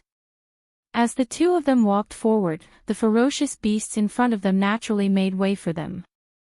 She walked to the cliff 500 meters away and looked down. She saw that the bottom of the cliff was filled with smoke, and she could vaguely see the endless lush forest. And the place she wanted to go, she obviously had to pass through here. Thus, she called out her flying sword and had the silver wolf shrink and go down with her. However, when she gradually descended and passed through the smoke, she faintly felt a strong restrictive force. She suddenly lost control of her spiritual power, as if it suddenly disappeared. She lost her balance and fell down. Damn it! She cursed in a low voice. In the smoke, there were monkeys running up and down the mountainside, squeaking. A vine was thrown down by the monkey. She immediately reached out and grabbed it to stabilize her falling body. Looking back, she saw the silver wolf jump on a stone protruding from the mountainside. After a few leaps, it landed about 50 meters away from her and looked up at her. Squeak squeak, the monkey squeaked and squatted on a big stone protruding from the mountainside, looking at Fengzhou. Fengzhou glanced at them and smiled, thanks. She let go of her hand and her body slid down. Her feet kicked on the side, borrowing the force to descend. About half an hour later, she reached the bottom of the cliff from the mountainside. The silver wolf jumped down and stopped at her feet. Master, are you okay? I'm fine. It's just that my spiritual energy seems to have been blocked, she said with a frown. The map didn't indicate that there was a restriction here. Although she had come down, she couldn't seem to use her spiritual power. She didn't know if it was only in this area or if it was the same inside. Let's go. As she spoke, she patted her robe and strode into the forest. Perhaps it was because there wasn't much sunlight here, but the forest was filled with a chilly air. Weeds grew everywhere, and she had to push aside the weeds that were about half a meter tall as she walked, making a path for herself. A small green snake coiled on a tree branch spat out its tongue. Its pair of ferocious and bloodthirsty eyes stared at Fengzhou. Suddenly, it leaped out and bit her neck. Fengzhou narrowed her eyes. She didn't know when a long sword appeared in her hand. With a wave of her sword, she chopped the snake into several pieces. Seeing that the snake's head was still twisting, she stabbed her sword into the ground, nailing the snake's head to the ground. Glancing at the snake, she looked at the endless forest and said to the silver wolf, "Go into the space." Before the silver wolf could respond, she had already taken it into the space. Chapter 27-25. Tun Yun was lying in a corner. Seeing that the silver wolf that had just entered had yet to form a contract with its master, it stared at it for a while, causing the silver wolf to shiver. It thought that its master only had one contracted beast, but where did all these strange animals of various sizes come from? Why were they all at the level of sacred beasts? Even a sacred beast like it had no choice but to obediently lower its head and restrain its ferociousness. It was shocked by the natural heaven and earth here, as well as the unique and pure spiritual aura. It greedily inhaled the air here, not daring to get too close to those few animals. It only obediently walked to a corner and lay down. Hee, newcomer, no, you're not master's contracted beast yet. Lao Bai grinned, his eyes staring at the silver wolf. Wagging his tail, he walked forward step by step until he was in front of it. Hey, get up, let's have a contest. Lao Bai used his hoof to nudge the silver wolf, indicating for it to stand up. No, you're a sacred beast, I can't beat you. The silver wolf said very cowardly as it shrank back. Why did it feel that it was more dangerous inside than outside? My battle strength is not strong. Lao Bai said very modestly, but his grin revealed a mouthful of white teeth, causing the silver wolf's body to tremble. Fengzhou, who was outside, did not know what they were doing inside. At this moment, she was crossing the weeds that were half the height of a person. After leaving that place, the restriction on her seemed to have disappeared, and the spiritual aura in her body had recovered. And in front of her, what appeared was not a forest of weeds, but a messy forest of towering trees. What was strange was that the leaves of these trees were all red, and there were sharp thorns on the tree trunks. As far as the eye could see, there was no end, only a stretch of red. She had just walked through the forest of weeds, so she knew a little about it. She couldn't see the end of the forest, but it was possible that there was a cloud of smoke behind the mangrove forest that blocked her vision. After all, when she looked forward through the weeds, she could only see weeds and trees, but not this strange mangrove forest. She stood there without moving and did not take another step forward because she had a feeling that as long as she took a step forward, there might be some changes. After all, this place gave her a very strange feeling, especially the sharp thorns on the old tree, which made her feel that this place was potentially dangerous. After staring ahead for a while, she took out the map and looked at it again. In the corner of this strange mangrove forest, she saw a small mark. Man-eating forest. She murmured softly, feeling a little faint. Why was it called the man-eating forest? Could it be that there were ferocious beasts in this forest? Or, her expression changed slightly, and her gaze fell on the blood-red leaves in the forest, as well as the sharp thorns on the tree trunks. It seemed that she had to go in to find out why it was called the man-eating forest. She collected her thoughts and put away the map, then walked forward. After walking 10 meters in, the surroundings were still quiet, and only the soft rustling of the leaves could be heard. Chapter 27-26. The dancing branches were like the claws of a ghost as they tried to grab her. At the same time, a large opening opened up on the tree. It looked like the mouth of the tree, and there were even sharp teeth inside. Would a ghost-like howl spread through the forest. The waving branches tried to send her into the mouths that were dripping with blood and juice. When Feng Zhou saw this, she brandished her azure-edged sword and slashed down. The branch that was reaching over was cut off and fell to the ground with a swoosh. However, the branch that was cut off grew a new bud and suddenly shot out to attack. There were too many branches that came out from the surroundings and they were too fast. She was unable to react in time and one of her legs was entangled. She was hung upside down in the air, and the branches below were still reaching towards her. Seeing that the branches would regrow after being chopped off by the long sword, the spiritual energy in her body surged. Her finger brushed across the Qingfeng sword, and with a whoosh, a flame abruptly sprang out and pervaded the long sword. As she swung the long sword, the flame burned, and the branches that were cut off finally stopped regrowing.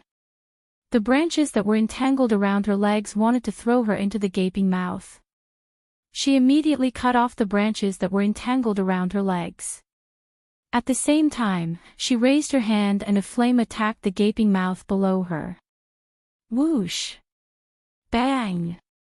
Only the sound of flames could be heard, followed by a loud bang. The flames had burned the bloody wound into a charred black. The smell of burnt flesh permeated the air, accompanied by a foul stench. Woo! A-oh! As if it was screaming, the big tree gradually withered. The dancing branches all drooped down as if they had lost their life force. After finding the Achilles heel of these trees, Fengzhou had an easier time dealing with them.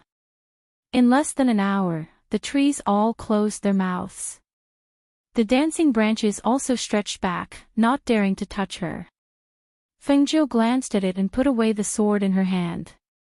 She flicked her robe and brushed away the red leaves on her shoulder. Only then did she walk forward. With every step she took, the branches in front of her automatically retracted, making a path for her.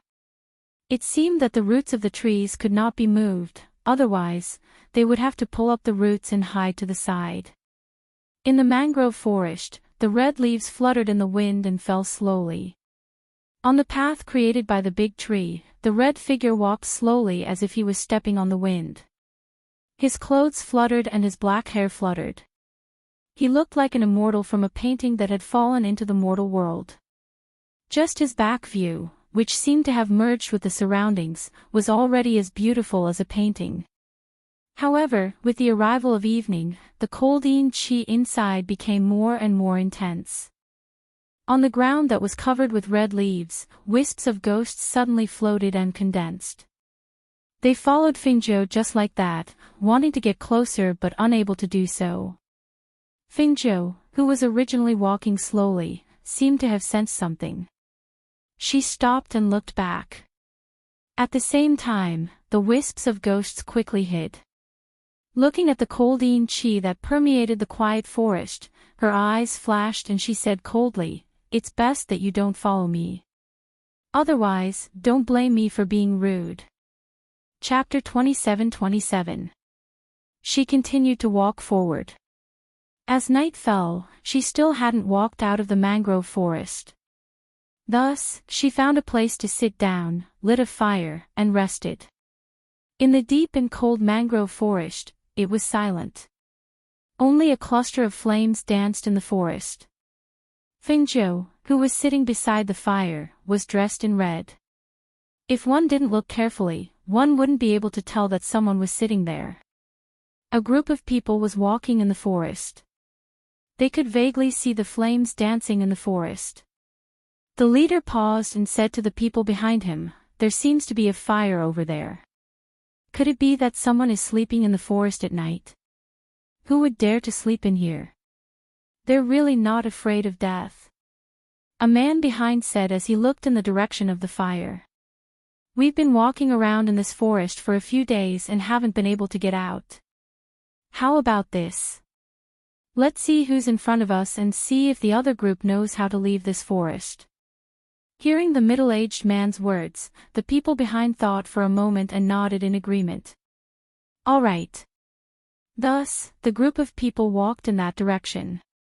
The surrounding leaves automatically avoided them when they touched them. Clearly, this group of people had also taught them a lesson. Fengjiu was drinking monkey wine under a tree when she heard footsteps coming in her direction. She narrowed her eyes and looked in the direction of the footsteps. Not long after, she saw more than 20 torches moving in the forest. At first glance, the dancing flames really looked like the wisps in the night.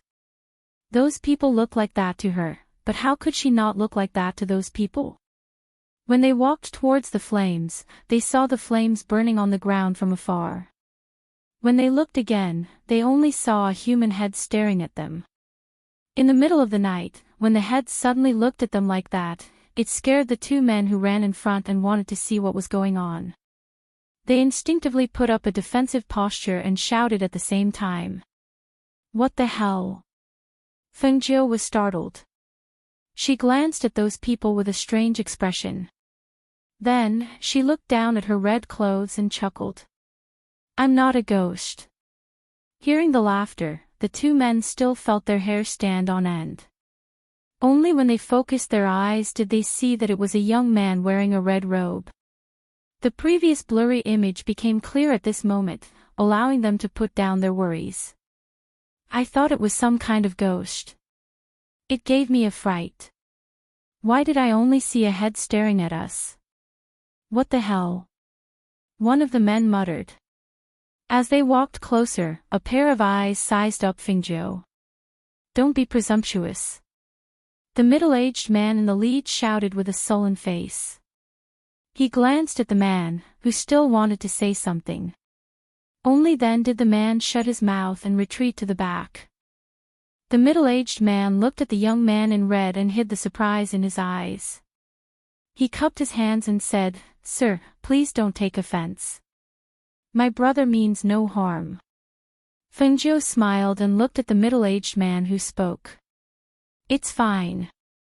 She continued to drink the monkey wine and carefully tasted it. Hearing this, the middle-aged man asked, Sir, are you alone? Would it be possible for us to join you? Chapter 27-28. I'm just one person, but you're a whole team.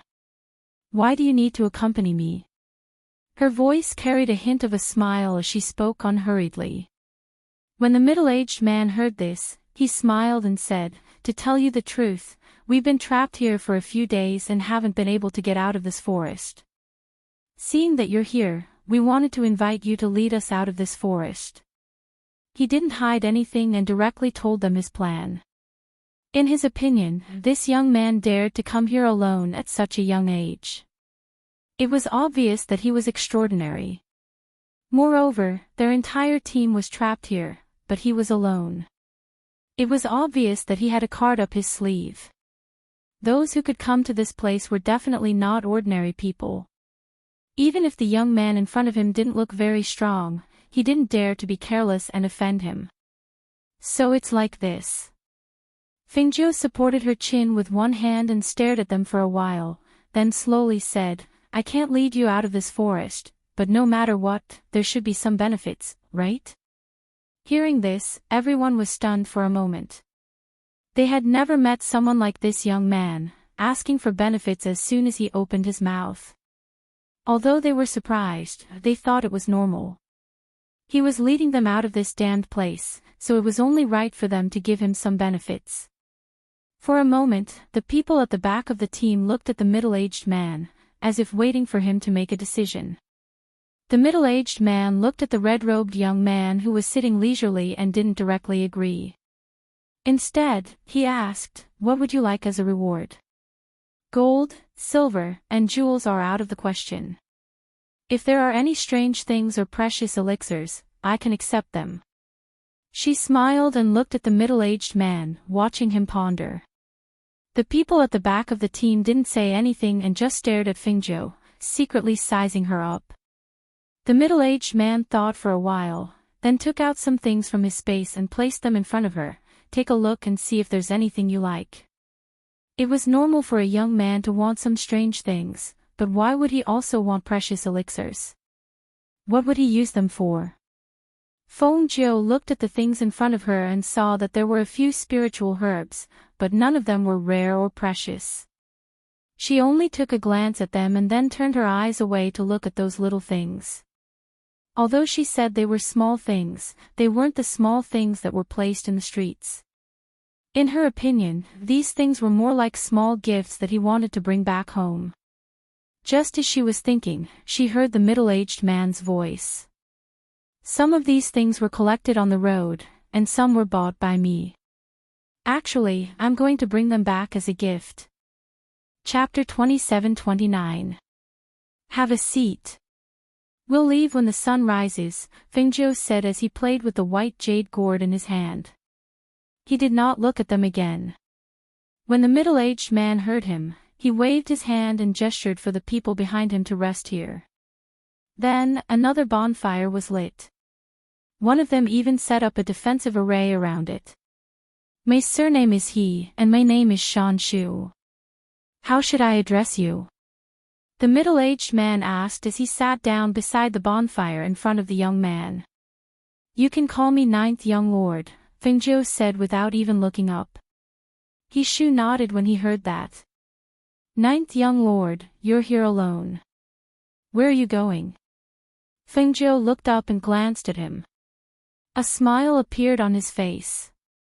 He said half-truthfully, I'm bored and have some fun. Everyone from the He family was stunned. Have some fun and have some fun. Who would believe that? This was not a place to have fun. They could die here if they were not careful. However, when He Shu wanted to ask more questions, she saw the young man in front of her play with the white jade gourd and hang it on his waist. He leaned back against the tree and fell asleep. Looking at the tree again, it was obviously sharp, but it was shaved flat. The whole tree was wilted as if it had died.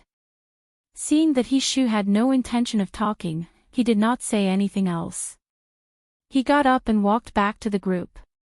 He sat down among them and said to everyone, "Let's take the time to rest. We still have a long way to go tomorrow." Surprisingly, nothing happened that night. Fengjiu opened his eyes in the middle of the night. He only saw a few spirits floating around, but they did not dare to go near. Well, these people's strength and aura were so strong. How could a few spirits dare to go near them? They had a good night's sleep until the next morning. The fire was extinguished. She used water to wash her face and rinse her mouth. She tidied her clothes and took out some fruits to eat. Then, she looked at the He family's team. Everyone quickly got up and formed the team in a few seconds. She raised her eyebrows. When she saw He Shu walking over, she said, "Let's go." She walked in front and led them forward. Everyone in the group looked at each other. Among them, a man walking at the back could not help but mutter, "This ninth young master is so young, and he doesn't look very strong. Can he really walk out of this damned forest? Are you trying to trick us?" The man next to him smiled and said in a clear voice, "I don't think so. He dares to come here alone, so he is not an ordinary person." That's true. If an ordinary person were to come to this place, they would have died long ago. The man nodded in agreement. So, he stopped talking and quietly walked behind while paying attention to the surrounding movements. After walking for 2 hours, they saw that the red-clothed youth in front of them had been eating fruits in his hand. Hearing the crisp sound of chewing, the people behind him couldn't help but feel envious. Coming to this place was not as casual as coming back home. For things like fruits, they could only look for wild fruits in the forest.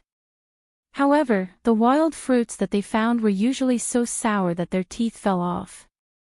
However, the ones that the young man in front of them was eating were sweet and juicy, causing them to salivate from time to time. Chapter 27:30. Because of this, when he suddenly stopped, they were all stunned.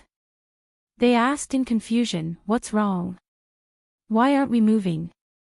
Fengjiu, who was in front, turned around and looked at them calmly. He smiled and said, "We're already out of the forest. Everyone, do as you please." As he spoke, he flicked his robes and leaped away like a gentle breeze, leaving behind the crowd with their eyes wide open in astonishment. They looked around and muttered in surprise, "We're out. How did we get out?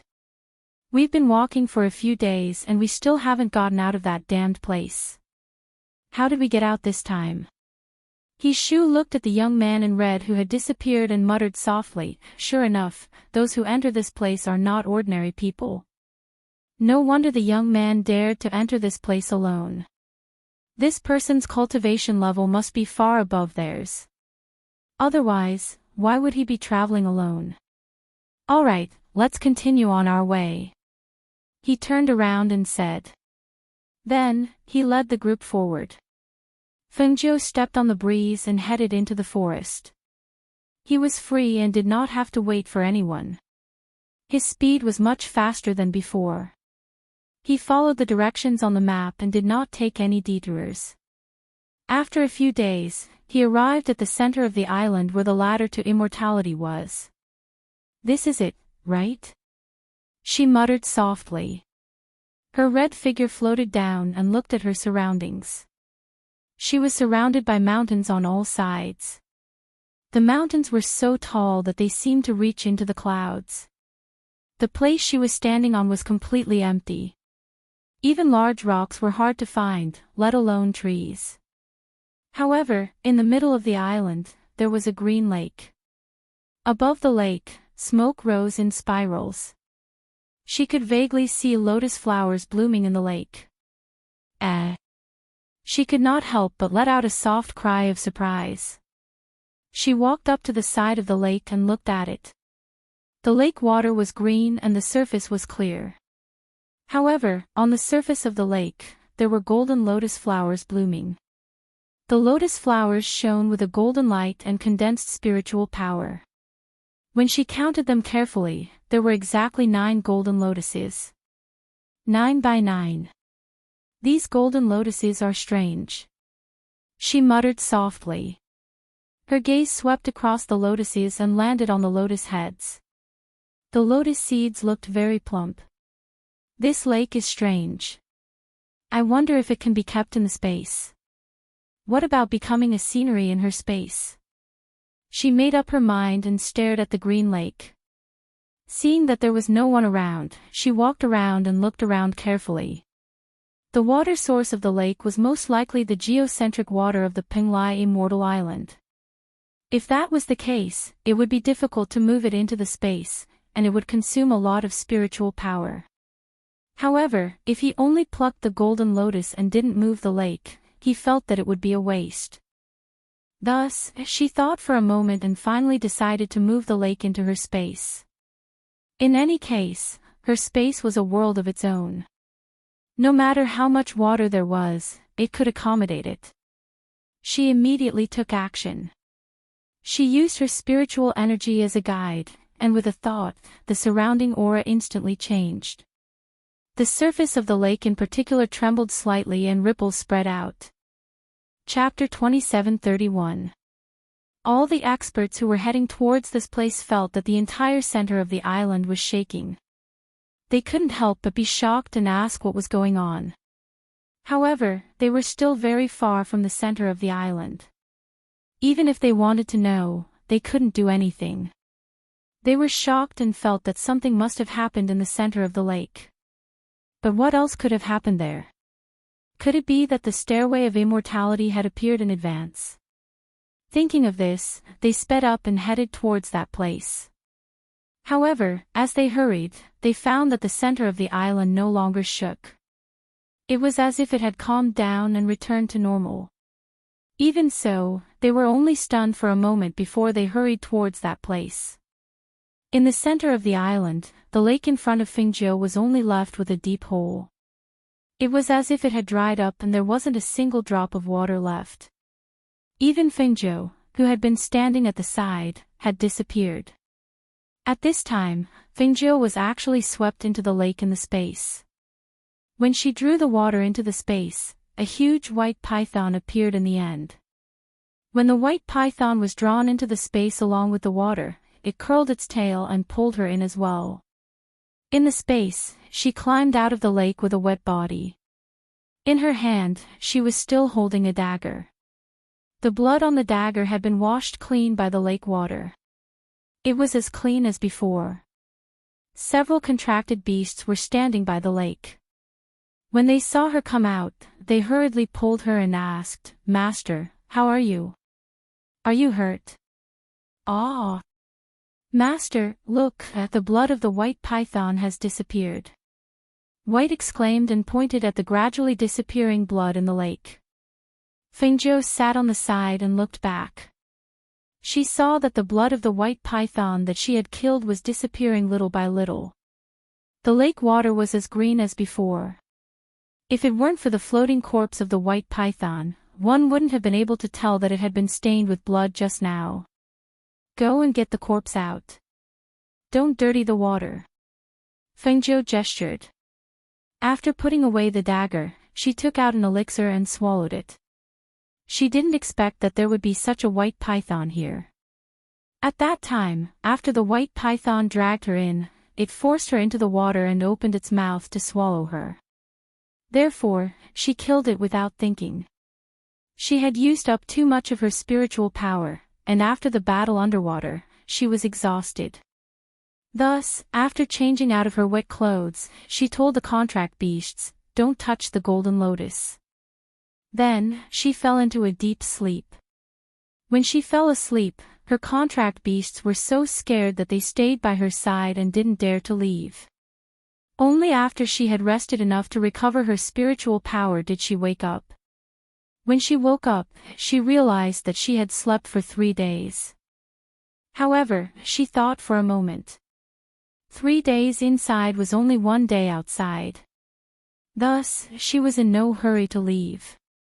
Instead, she began to study the golden lotus. Could it be that Elder Tianji wanted me to come to the Immortal Ascension Stairs because of this? After all, she had the ancient green lotus in her body, and this golden lotus didn't look simple either. She frowned slightly and thought about Elder Tianji's half-spoken words. She couldn't help but cross her arms and stare at the golden lotus in deep thought. Finally, her eyes flashed and she revealed a smile. Whether or not he came for this golden lotus, it's true that this golden lotus is a good thing. If it's used to refine elixirs, what kind of elixirs will it produce? She muttered softly and couldn't help but look forward to it.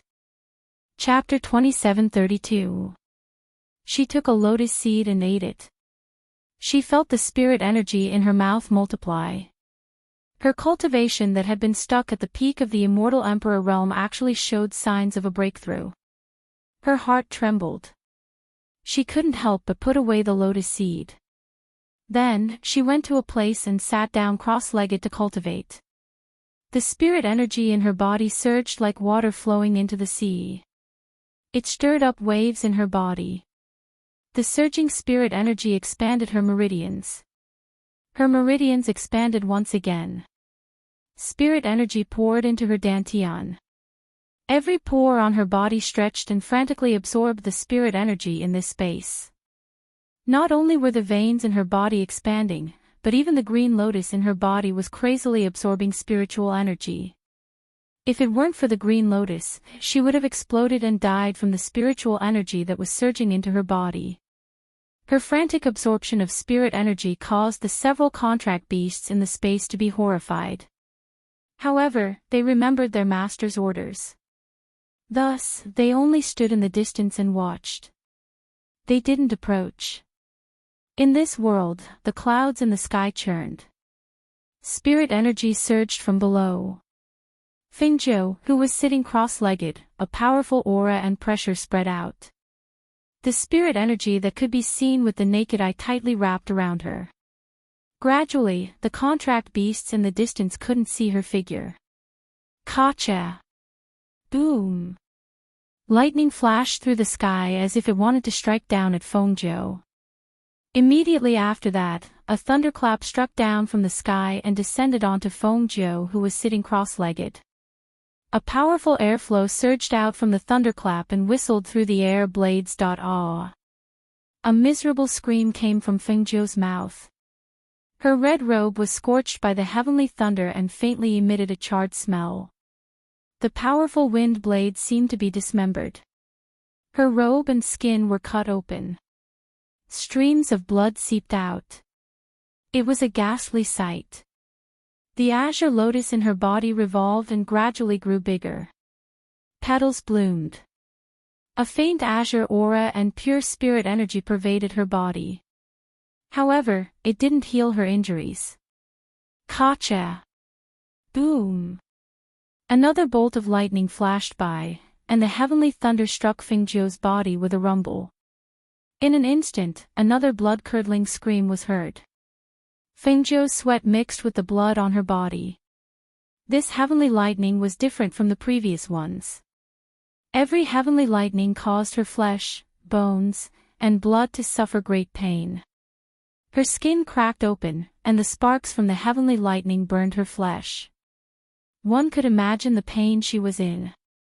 However, the most unbearable thing for her was that the tendons and veins in her body were being stretched inch by inch. It was as if someone was chopping at her tendons and bones with a sharp knife. The pain penetrated her bones and reached her heart. Crack! Boom! When the third bolt of heavenly lightning struck her, she coughed up a mouthful of blood. Her body was on the verge of collapsing. It was as if her divine sense had floated up and entered a faintly discernible place. When the people outside arrived at the center of the island, they saw that the surroundings were calm as usual, as if nothing had happened. However, when their gazes landed on the dried-up lake, they could not help but cry out in surprise. Chapter 27:33. The cultivators who had rushed over all stared at the dried lake in front of them with wide eyes and mouths agape. They couldn't close their mouths, as if they were stuffed with duck eggs. That lake was formed from the water in the heart of the island. It had been formed for many years, and the lake was not shallow. Moreover, there was a white python at the level of a divine beast guarding the golden lotuses. Many experts who wanted to pluck the golden lotuses often lost their lives in the lake. But now, not only was the golden lotuses gone, even the water in the lake and the white python were gone. All that was left was a dried-up big hole. How could they not be dumbfounded? But besides them, there was no one else here. Moreover, they had just rushed over. Even if they hadn't just arrived, they didn't have the ability to dry up the lake. For a moment, all the cultivators stood there with their eyes wide open. They couldn't figure out what was going on. In the space, Fengjiu was still in the process of advancing. This time, the advancement had already lasted for several days. After 3 bolts of heavenly lightning fell, the clouds in the sky still hadn't dispersed. At this time, a thunderous voice was echoing in Fengjiu's mind. The Heavenly Tao's 3 questions. The first question, what is the Heavenly Tao? These words resounded in Fengjiu's mind. That voice went straight to the depths of her soul, shaking her ears until they hurt. The Heavenly Tao's 3 questions. The first question, what is the Heavenly Tao? She tried her best to calm down and ignored the sharp pain in her spine. Instead, she seriously pondered, what is the Heavenly Tao? The Tao of immortality, the Tao of longevity, is regarded as the Heavenly Tao. However, there is only one Tao of immortality. But every cultivator's path and circumstances are different. Different lives have different answers. What is the Heavenly Tao? There are thousands of answers, but only one belongs to me. Using the right heart to compete with the heavens. What is the Heavenly Tao? I am the Heavenly Tao. She heard her cold voice that contained a powerful pressure reverberate in the sky. Just as she finished speaking, a loud rumbling sound rang out in the sky. It was like the rumbling of thunder, and it also sounded like tens of thousands of beasts were galloping over. It was so aggressive that it shook people's hearts. The clouds rolled and the thunder continued. The voice in the sky seemed to be silent for a moment.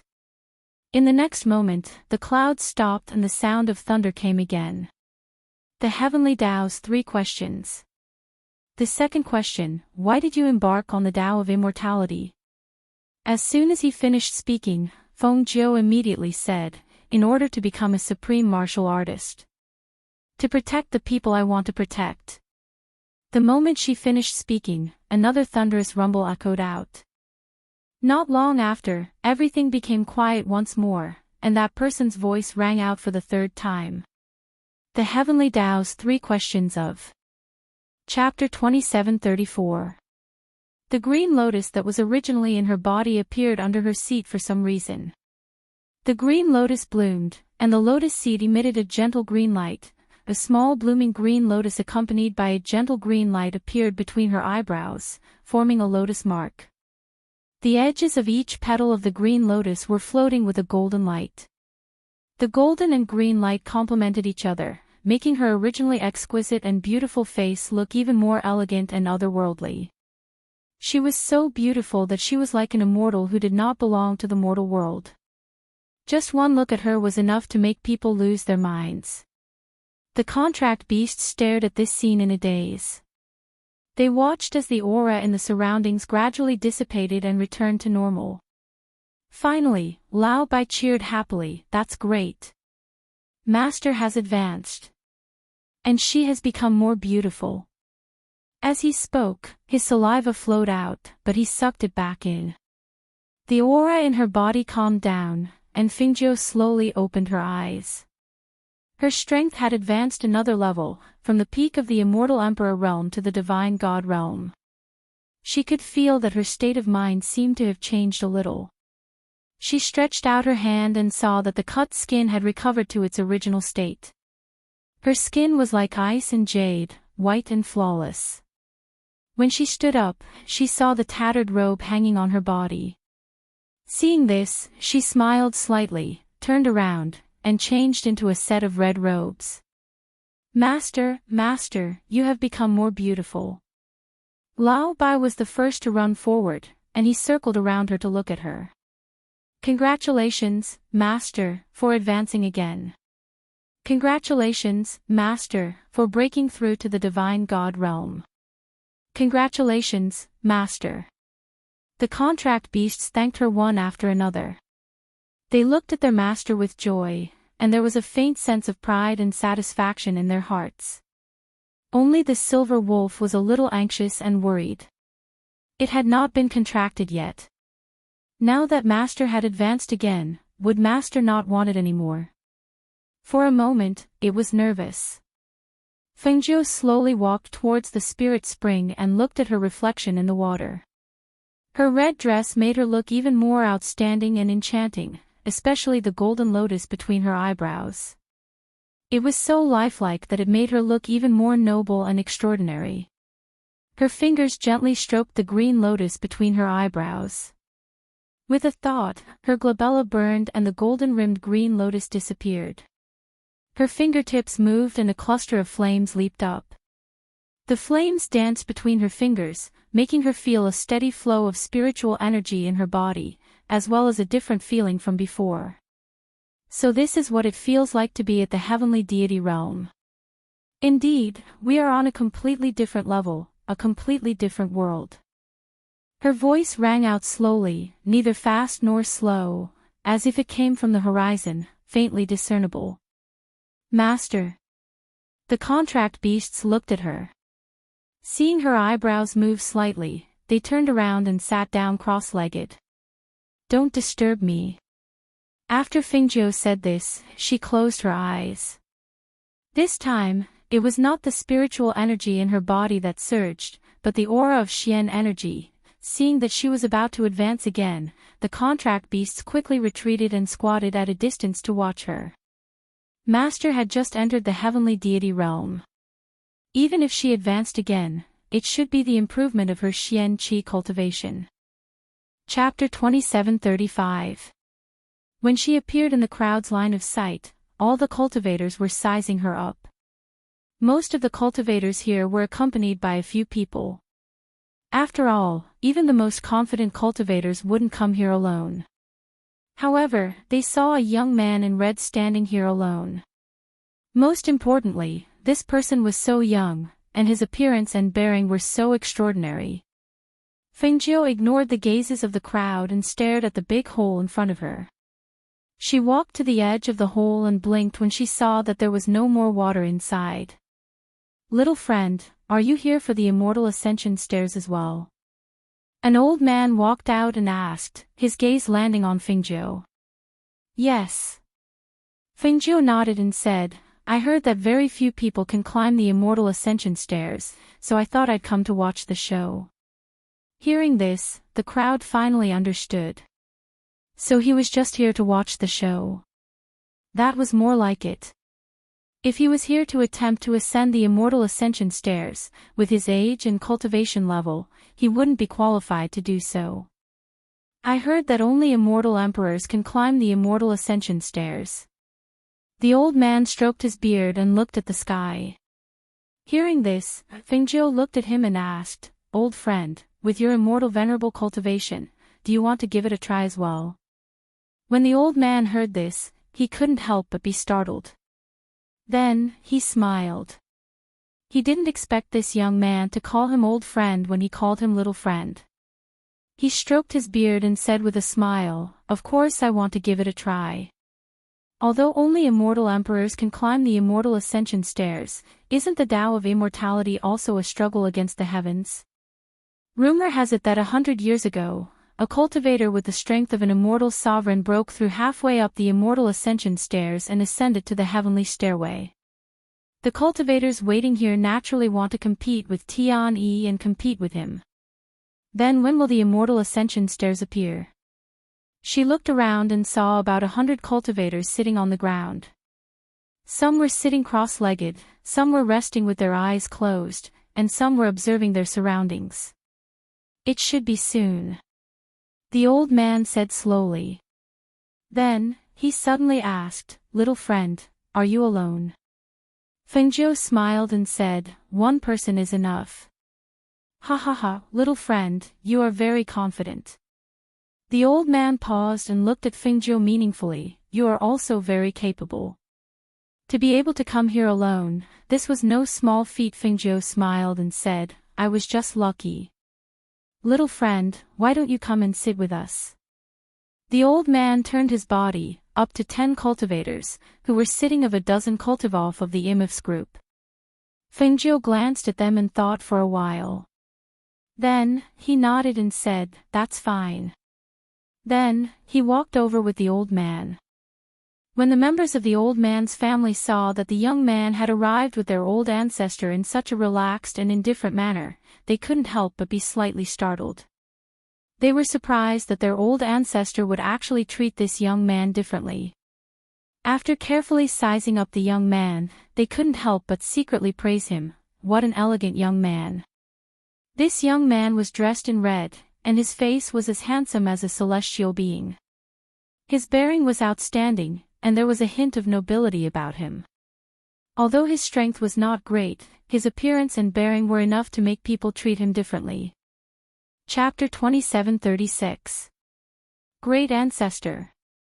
They bowed to their great ancestor, and their gazes landed on the young man. "Go rest yourselves." The old man waved his hand, telling them not to be restrained and to rest. "Yes." The cultivators responded, then took a few steps back and sat down again. Some sat cross-legged to cultivate, while others sat cross-legged to meditate. "Young friend, do you know how to play chess?" The old man asked with a smile. "A little," Fengjiu said. "That's good. Since we have nothing to do, let's play chess to pass the time." The old man took out a small four-legged table and placed it between the two of them. He then took out a set of chess pieces and handed a white one to Fengjiu. Fengjiu didn't say anything else. She just sat on a round piece of wood and placed the white chess piece first. Then, she started playing chess with the old man. When the two of them first started, the old man's expression was normal, and his speed of placing pieces was not slow. However, as more and more pieces were placed on the board, his speed clearly slowed down. Just like now, when it was his turn, he held a piece and thought for a long time, unable to place it down. Fengjiu wasn't in a hurry. He quietly watched, and when he saw that the old man was indeed slow, he took out some wine from his space and asked, "Old friend, do you want a drink?" No, I haven't thought about how to play this move." The old man didn't even look up. After thinking for a long time, he finally placed his piece. Just as he was about to look up and tell the young man that it was his turn, he saw that the white piece had already been placed. Looking at the white piece, he widened his eyes and asked, "You don't even need to think about how to play chess."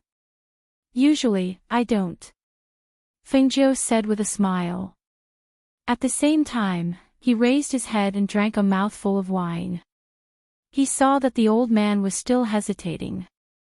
When he placed his piece down again, Fengjiu placed his piece down as well. "You've lost." Fengjiu smiled and looked at Hazy, who had nowhere to go, as she spoke to the old man. The old man blew his beard and said, "Again." As he sorted the black and white pieces, he said, "I've never met a worthy opponent in chess. How can I lose to you?" "Actually, I only lost by half a piece," Fengjiu said with a smile as he pushed the divided pieces in front of the old man. "Why don't you take the white piece?" No, I'm fine with the black piece. Let's play again." He gestured and continued. "So." Fengjiu, the old man looked at Fengjiu and sighed, "This." Hearing this, the old man smiled and removed the chessboard. He looked at Fengjiu and asked, "How should I address you, young friend?" "Ninth young master." The old man was slightly stunned, then he smiled. "Then I'll just call you young friend." As the two of them chatted, Fengjiu learned that the old man had been stuck at the venerable immortal level for a long time. Seeing that there was no hope for him to advance in his family, he wanted to try the stairway of immortality. Ninth young master. A surprised voice called out. Fengjiu, who was chatting with the old man, was startled. He turned around and saw that it was the people from the team they met in the mangrove forest. Chapter 2737. On the way here, the ninth young lord was alone. That meant that he was not with the old man. However, seeing that they were sitting together, they must have met on the way here. Fengjiu nodded and glanced at the group behind him. Looks like you guys are not slow either. Hearing this, Shu smiled. Luckily, we met the ninth young lord on the way here. If not, we probably would not have reached here. Oh. The old man looked at Fengjiu and smiled. My friend, did you help others on the way here? Do I not look like someone who would help others? Fengjiu raised his eyebrows. Ha ha ha, that's not what I meant. I just didn't expect it. The old man raised his head and laughed. After all, the group was not weak. If they needed this young man to save them, it meant that his intuition was right. This young man was not ordinary. Shu asked the group to sit on the side and sat down next to them. It's rare to meet someone familiar here. However, the ninth young lord, why did you come to the stairway of immortality? Don't tell him that the ninth young lord also wanted to try the stairway of immortality. Fengjiu smiled and said, this old friend just asked me the same question, and now you're asking me again. Since we're here, what do you want to do? Naturally, I want to do the same. There's no need to ask this question. Shu was stunned. Then, he laughed out loud. Yes, I was foolish. Come, let me apologize to the ninth young lord. He took out some wine from his space and poured 3 cups. He said to the old man and Fengjiu, Elder, the ninth young lord, I'll drink first. As he spoke, he raised his cup and drank it in one gulp. When the old man saw this, he raised his cup and gestured to the two of them. He took a sip and put it down. Fengjiu liked wine too. When he saw the wine poured by others, he raised his cup and tasted it. Although it was good wine, it was still not as good as her hidden wine. As they waited for the immortal ascension stairs to appear, they sat in a circle and chatted with each other. Occasionally, some teams would come by and ask about the dried-up lake. However, no one knew what was going on. Speaking of which, it's strange. There was originally a lake here. Who would have thought that when we arrived, it had already dried up? Even the golden lotus in the lake had disappeared. There was also the white python in the lake. You should know that the white python had eaten many cultivators who had set their sights on the golden lotus. As the old man spoke to them, he looked at the empty lake in front of them and said, those golden lotuses are good stuff. It said that the lotus seeds are treasures that can increase one's strength, but no one knows where those golden lotuses have gone. When Fengjiu heard this, he coughed uncomfortably and said, perhaps it was plucked by someone, or perhaps the lake has long dried up, so the golden lotus is long gone. The white python in the lake is at the level of a divine beast. Moreover, it's huge in size and has extraordinary battle prowess. I don't know why it disappeared at this time. Otherwise, maybe we can find out what happened? As the old man spoke, he stroked his beard and looked ahead. However, when his gaze landed in front of him, his eyes suddenly shone with joy. He stood up and pointed forward, exclaiming excitedly, look! It's the immortal ascension stairs. The immortal ascension stairs have appeared. Chapter 2738. This is the immortal ascension ladder. Fengjiu stared at the scene in front of him in astonishment. This ladder seemed to be formed by clouds and extended down from the sky. That's right, this is the immortal ascension ladder. The old man's expression changed slightly. Not long after, the immortal ascension ladder extended to the ground. One end was connected to the ground while the other end disappeared into the clouds. It was as if there was no end to it. While they were talking, someone had already stepped onto the immortal ascension ladder. Then, more than 10 cultivators rushed up. Among them, Fingzhou saw that there were even immortal emperors. "Young friend, I'll take my leave first." The old man cupped his fists at Fingzhou and said something to his clansmen. Then, he walked up the immortal ascension ladder. "Ninth young lord, goodbye." He Shu also cupped his fists and led his group up the immortal ascension ladder. Fengzhou watched them leave. Just as she was about to step forward, she caught a glimpse of a group of people coming over from the corner of her eye. She took a closer look and saw that the group was from the Xia clan. Xia Yan and his father, Old Master Xia, were among them. However, looking at the people in this group, they looked a little tired. It was obvious that the journey here had not been easy. "Father, it seems like we came at the right time. The immortal ascension ladder has really appeared," Xia Yan said to his father. However, as soon as he finished speaking, a miserable scream was heard. A figure fell down from the immortal ascension ladder. His body was covered in blood and he looked like he was on the verge of death. This scene shocked the people below. The expressions of the people from the other clans changed when they saw the miserable state of that person. Was this the result of not being able to climb the immortal ascension ladder? This was indeed fighting against the heavens, gambling with one's life. The faces of the Xia clan's people turned ugly when they saw this scene because that person just happened to fall in front of them. Looking at the miserable state of that cultivator, Xia Yan's body trembled slightly. He looked at his father and said, "Father, I'll go up with you. Let's do what we can. As long as we feel that we can't go up anymore, we'll come down." Immortal Ascension Stairway. Actually, those who had climbed the Immortal Ascension Stairway before all knew that for every step after the 100th step, one's strength would change as well. However, after the 100th step, the Immortal Ascension Stairway was even more difficult to climb. Those who could not withstand the pressure would be knocked down. The clan wanted to recruit experts to assist them, yet they didn't dare to come personally. Hence, they could only send these branch family members with outstanding strength to take the risk. How could they not know that the Immortal Ascension Stairs was akin to the King of Hell's talisman? Careful with every step, he fell from the sky to hell. When he thought about how his father's goal was to fight against the heavens, he couldn't help but feel his heart tighten.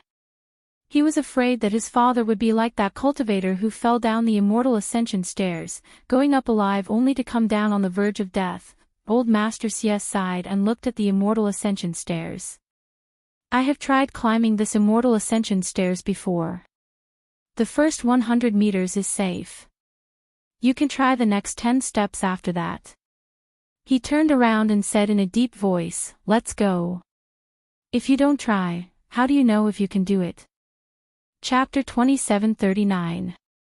It was a young man. He didn't look very old, but his red robe was extremely dazzling, and his temperament was incomparably noble. When he turned his head slightly to look at them, his handsome face that was like a celestial being was reflected in their eyes.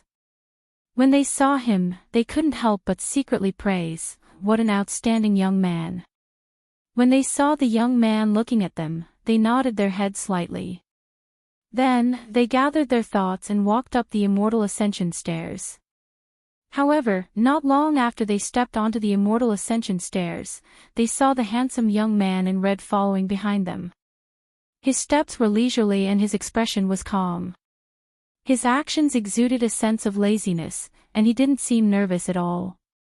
It was as if he wasn't walking up the Immortal Ascension Stairs, but rather, he was taking a stroll in his own backyard. "Father, that young man is coming up too," Xia Yan said to his father beside him. Old man Xia turned to look and said, "Strong cultivators tend to keep a low profile. Maybe this young man already has the qualifications to climb the Immortal Ascension Stairs.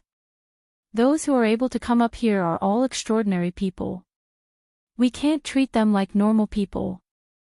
Hearing this, Xia Yan calmed himself down and replied, "Yes. Wasn't that right?" Back then, who would have thought that the Fengzhou they met on the way here would be such a strong cultivator? That young man's appearance was obviously not outstanding. His green robes were also very low profile. His actions and words were like those of an ordinary child. However, time after time, that young man had exceeded everyone's expectations. Also, because of that young man, his son was able to obtain a divine beast at such a young age. Now, even if the father and son were not in the clan, they could rest easy. They walked forward. Every step they took felt like they were stepping on cotton. They had to gather their spiritual energy and use it to walk. Therefore, every step on the immortal ascension stairs was not easy. Ah! Another cry of surprise was heard, and another figure fell from a high place. When the Xia father and son saw the figure rolling down the celestial staircase, they immediately dodged to the side to avoid being knocked down. As soon as the two of them dodged, they thought of the red-robed young man behind them and couldn't help but turn back to look. They saw that the red-robed young man was trying to step on the celestial staircase. With one step, he sank halfway down the staircase, then pulled himself out. When he stepped down again, they didn't know if it was a problem of strength or something else, but the red-robed young man's entire body sank in. He could only use his elbows to support himself. His entire body hung in the air and swayed. Just when they thought that the youth would fall down, they saw the youth move to the left and easily avoid the falling cultivator. Then, he climbed up from the cloud ladder and continued to climb up after steadying himself. Seeing this scene, whether it was the father and son of the Xia clan who were looking down from the celestial staircase or the cultivators who were standing guard below, ready to catch people if they fell, they were all dumbfounded. Why did it feel like this young man went up to play? That leisurely swaying figure, that footsteps that stopped every 3 steps, when would it come to an end?